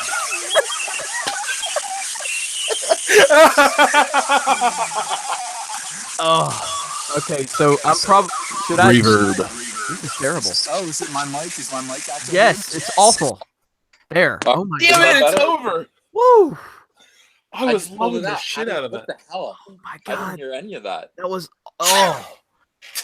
Go back to listen to the recording. Yes, Holy that was- shit, that was was- that incredibly bad? That was incredibly painful right there. All I did was plug my microphone back. Oh man, that was in. awesome. You guys though. sounded great. You guys sounded good. I didn't. We've survived. We're right. We're down to, oh no, we're As below long as 2,000 now. everybody else was suffering and I wasn't. Hey, You definitely were. Jeremy, did you see the tweet pee in a bottle, a high council story?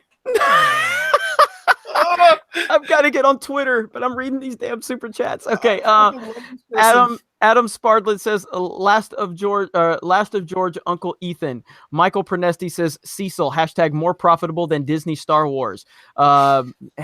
Cecil is more profitable than any Star Wars. That's how profitable Cecil is.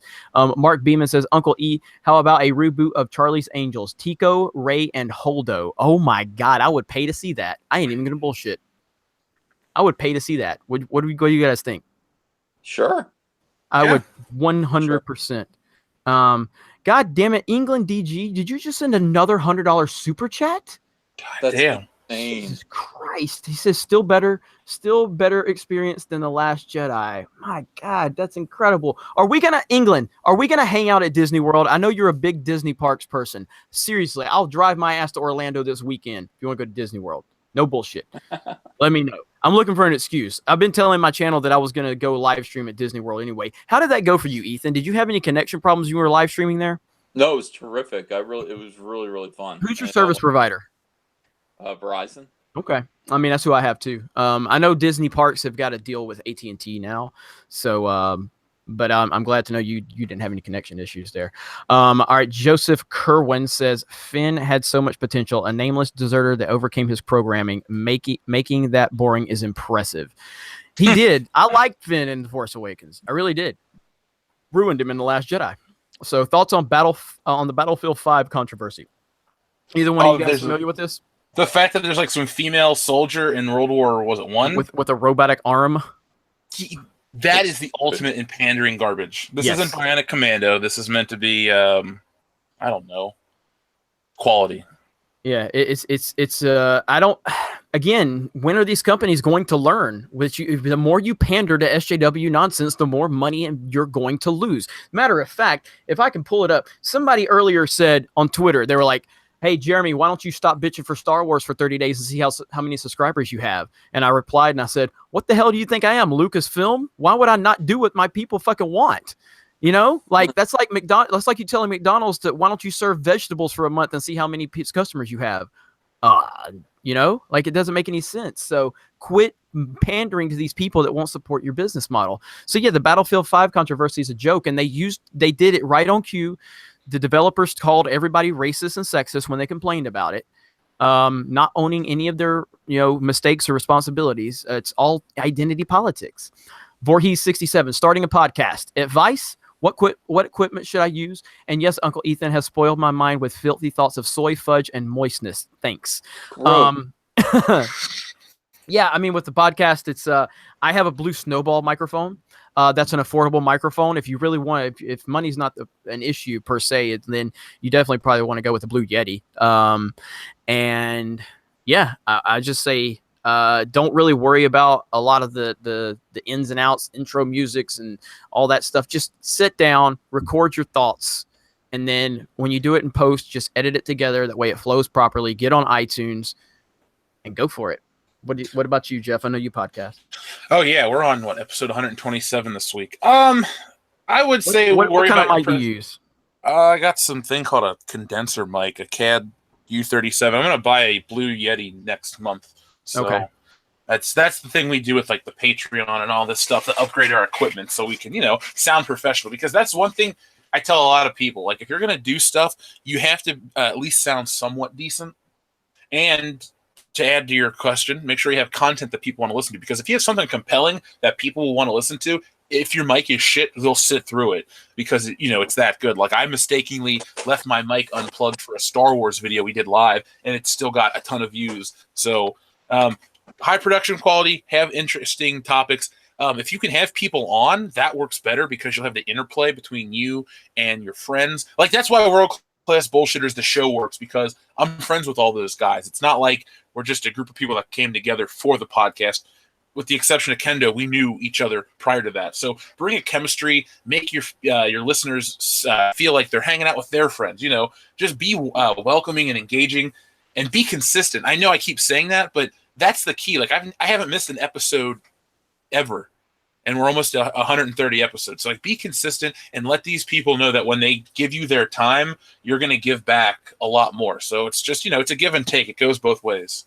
Very good advice, sir. And we're not going to go to Ethan because he's just going to start singing if we do. So Cecil's channel, still more profitable than Disney Star Wars. Love you, Cecil. That's from Infernal Iris. Obi-Wan 27883, Virtual Boy. Oh my God, that's great. Virtual Boy, hashtag still more profitable than Disney Star Wars. That's a good one. That's a good one.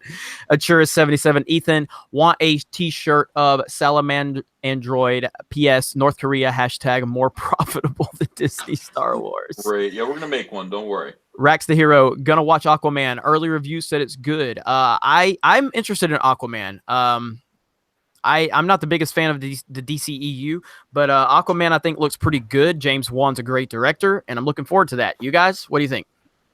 It's going to be junk, but I'll go see it. I'll watch it because I liked Justice League enough. Speaking of DC, Ethan, what happened with Jeff Johns and Jim Lee stepping up? Yeah. Hear about that? Yeah, big Yeah, I shakeup. heard about that. I don't know. I have no idea. Do you know? Have you ever met Jim Lee? Is he cool or is he kind of quiet? I met him a ton of times. Yeah, he's very personable. He's very polite. He's very kind. Cool. Good guy. Really good guy. Well, it's good to hear these people that I buy all their shit. They're cool people. Yeah, Jim Lee's good people. Seriously. So is Jeff. Ethera's Fox says, sell P Cup. Ethan made big money selling burnt panties. Oh, I did. Yeah. What the hell is that about? Is that an inside joke I'm missing? Yeah, it's another one. They made fun of my pants, so I said, Oh, yeah. 1,000 subscribers. I'm gonna burn them live.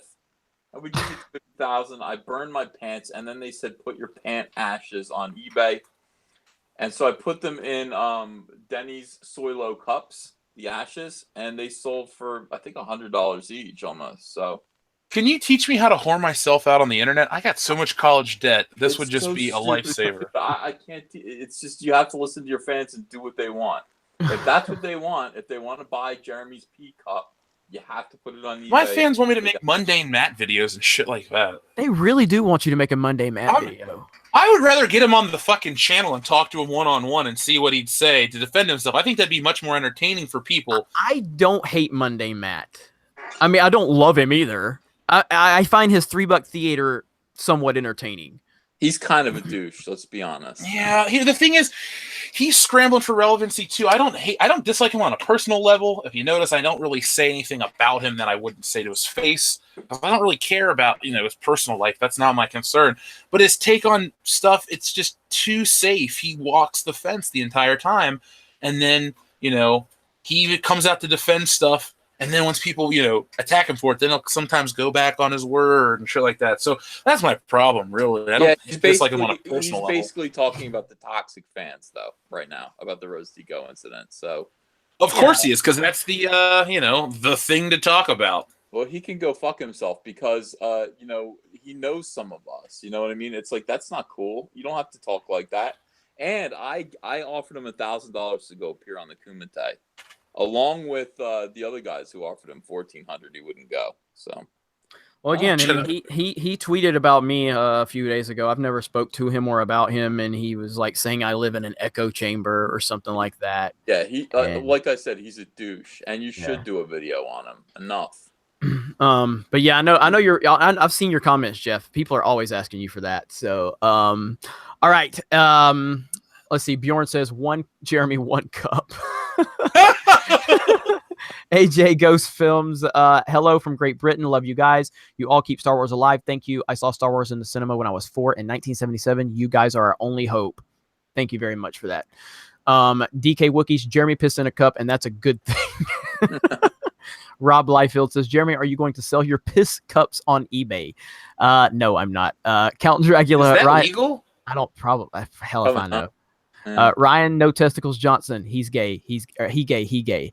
Spidely says, is Cecil really Paulie Stanley or Peter Chris? Cecil is Cecil. You want to jump on that one? I mean, those are the guys from Kiss, right? I don't only know what's his name. I only know what's his name from Paul Kiss. Stanley, Gene Simmons, Peter Simmons is one I know. Chris, and who's the other guy? I can't think of. Oh well, there's the fourth guy, Ace Frehley. There you go. That's I think the original Kiss lineup. K Beck 8989. Put gray plastic picnic tables on the sides of Ryan Johnson's space faring head, so he looks like a TIE fighter.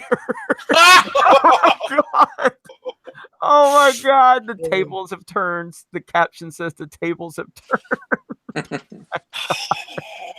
Cecil, Ethan would do that. I know he would. Didn't you just come up with a Forces Mail shirt, Ethan?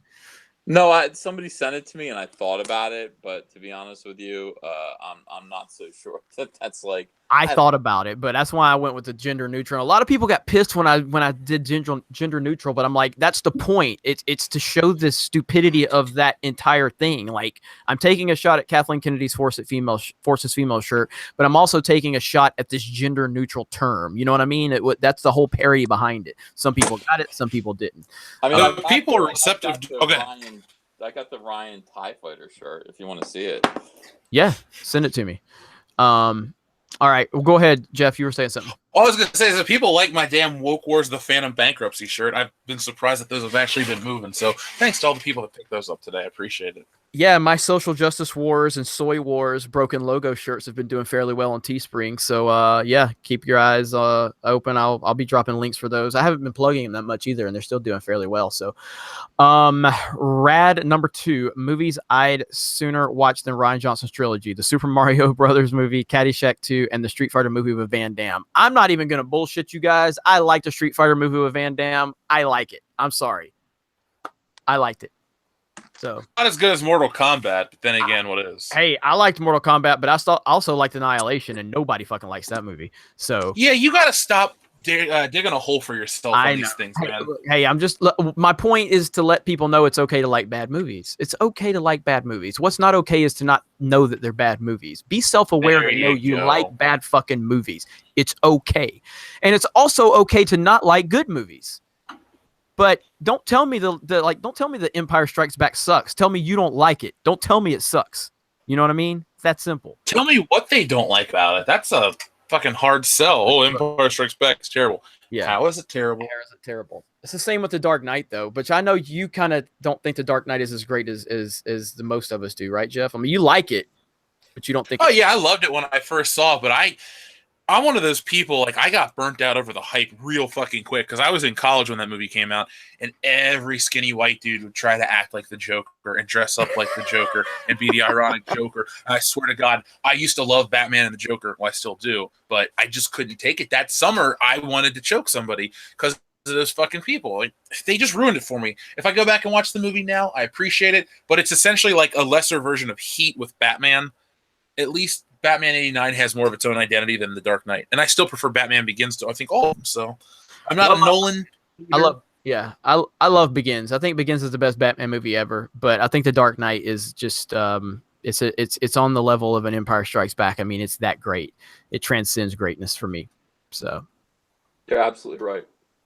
you agree with me, Ethan? Yeah, I think so. No, he loves the Green Lantern film.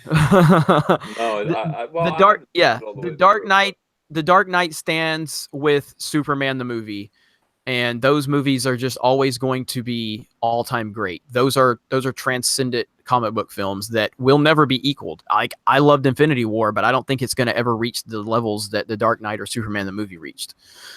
So I'll take Spider-Man 2 for that film for me. love Spider-Man 2, no doubt about that. All right. Huh? I'll even go with Spider-Man 2.1 to be more specific. Yeah, I think those are great movies. I wonder what the chat's saying right now. They're probably saying, yeah, they're all arguing now. Ethan's a drunk monster. What? Disney hacked us. Are we still live? No. Are you done? Did you catch up on all the super chats? No, hell no. You're still live. Yeah, okay, we're still do it live then. Okay, picture Ryan Johnson in shiny white nut hugger underwear. One nad will shrivel up and fall off. Why the hell would you say that? I'm surprised he still has them. The outpatient, Uncle Ethan, you made my cat cry. Damn you, Ethan. God, I didn't know that. Warlock Huntress, you guys always leave me in stitches. Love you all. Phil Devereaux, feedback loop equals Cecil equals EVS. AJ Ghost Films, if Carrie Hart takes over, Star Wars has truly come off the rails, even though it's already off. It will take Star Wars a long time to recover, and I'm going to add if ever. Mojo Hook Barb, Ethan, The Last Jedi or Nickelback? I would say Nickelback is still more profitable than The Last Jedi or the. What's going on with you, Ethan? Your mic's all messed up again. No, I went over across. I unplugged my mic. I'm speaking straight into my iPad. Yeah, you sound like you're talking into a tin can. Yeah. Oh, fuck's sake. All right, we'll move on. I'll say Nickelback over The Last Jedi, and I'm sure Jeff would agree. Oh, they both suck so much, but yeah. Because we all want to be big rock stars. All right. Hudson Cole just checked out the Disney Critic. He literally has soy secreting from the corners of his mouth.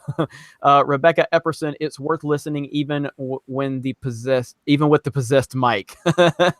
Yeah, Ethan, he's still having mic issues at this point, and that was 20 minutes ago when she made that comment. You want me to try plugging it in again? Or no. Yeah, do that. Do it. Do it. I feel like maybe I should try to plug it in again. Let's just try. Let's see what happens. And you guys, maybe it'll work this time. I'm almost caught up on Super Chat. We're competing with Cecil and Nurkish. They lied. They went live against us, guys. Oh, shit. They went live against us? Yeah, we've already lost. As did Diversity in Comics. We're losing like crazy now. Okay. Yeah. Oh, God. Okay. Yes, it's fucking up again. Yeah. Stop it. Are you serious? Stop it. It's terrible. Yeah. It's terrible. All right. It sounds like this. Ethers Fox, sell P Cup, more profitable than Disney Star Wars. Right on. AJ Ghost Films, it's 4:57 here. LOL. I'm Andy Ghost on Twitter. Jeremy, thank you for retweeting my post, liking them. Love your tweets to John Boyega. You guys rock. Keep our dreams alive, Andy. Thank you so much. Who Flung Poo, Jarbo the Fat.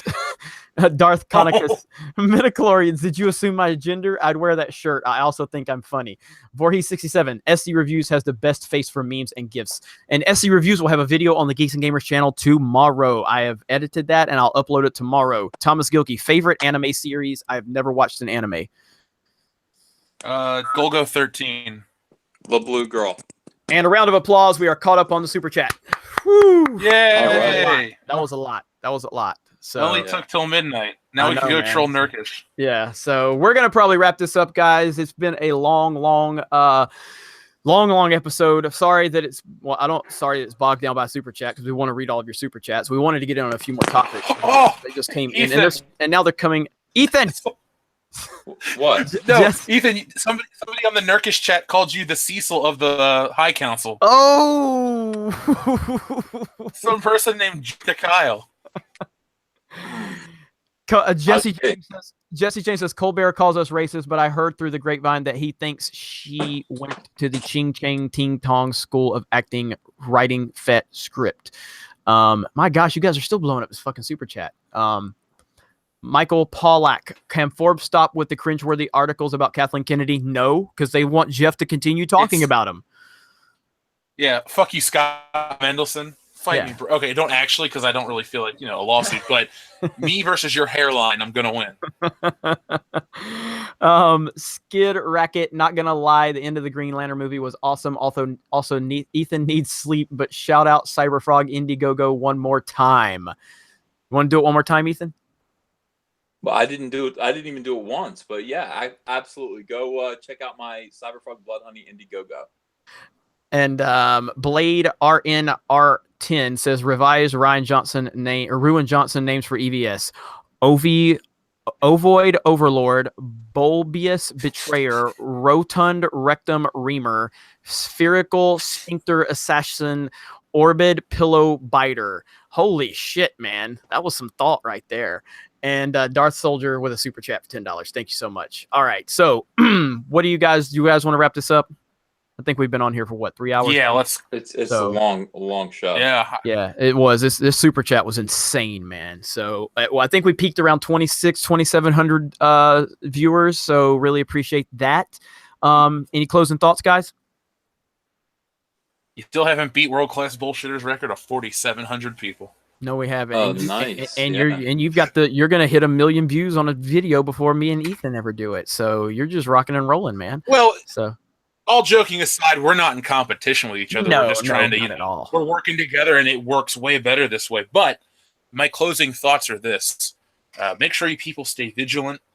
Don't forget this type of shit. I jokingly said, remember the Alamo, but remember Solo. Solo was a flop. People didn't go see it. Not because white men are the lead or white men with these movies. It's that Disney piss poor stories with stupid characters. And when people call them out on those type of criticisms, everybody gets lumped in as a racist, hateful, sexist internet troll.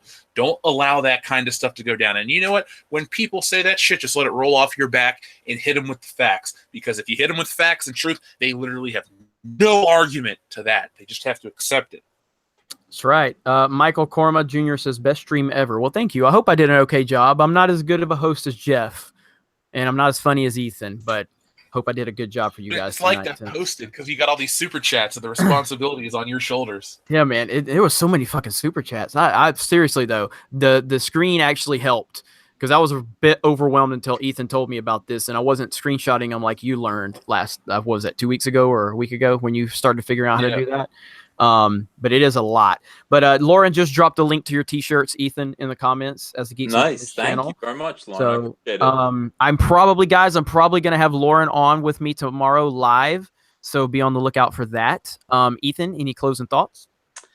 Yeah, I mean, similar to the ones that Jeff said. I mean, we're gonna go through some heavy fire together, and that is real. You're gonna see it a lot on Twitter. It's gonna get worse this week because they're losing, and as they lose, I was saying this. I think I said this to my wife. I said these people are like dying animals. They're snapping and biting as they die, as they and don't get bitten.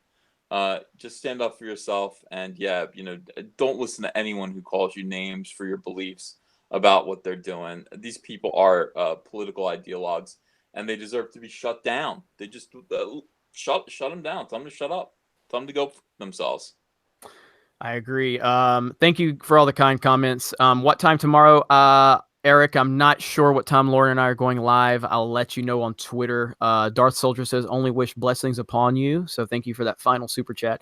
Other than that, I just want to thank Ethan and Jeff for allowing me onto the High Council. I am honored and privileged to be here, and we're going to kick ass. We're going to take names. We're not going to put up with any bullshit, and we really appreciate all of the support from this community. You motivate us. You give us the confidence to move forward.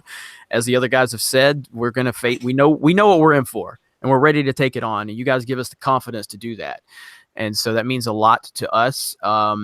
And yeah, so other than that, just go make sure you're subscribed to World Class Bullshitters. Make sure you're subscribed to Comic Artist Pro Secrets. And you guys have a great night. Brandon Moist gets one last motherfucking God super chat. Damn The it, fandom Brandon Moist. menace Seriously. strikes back. He got it in there. All right. So you guys have a great night. I'll see you all tomorrow on the Geeks and Gamers channel. Talk to you later.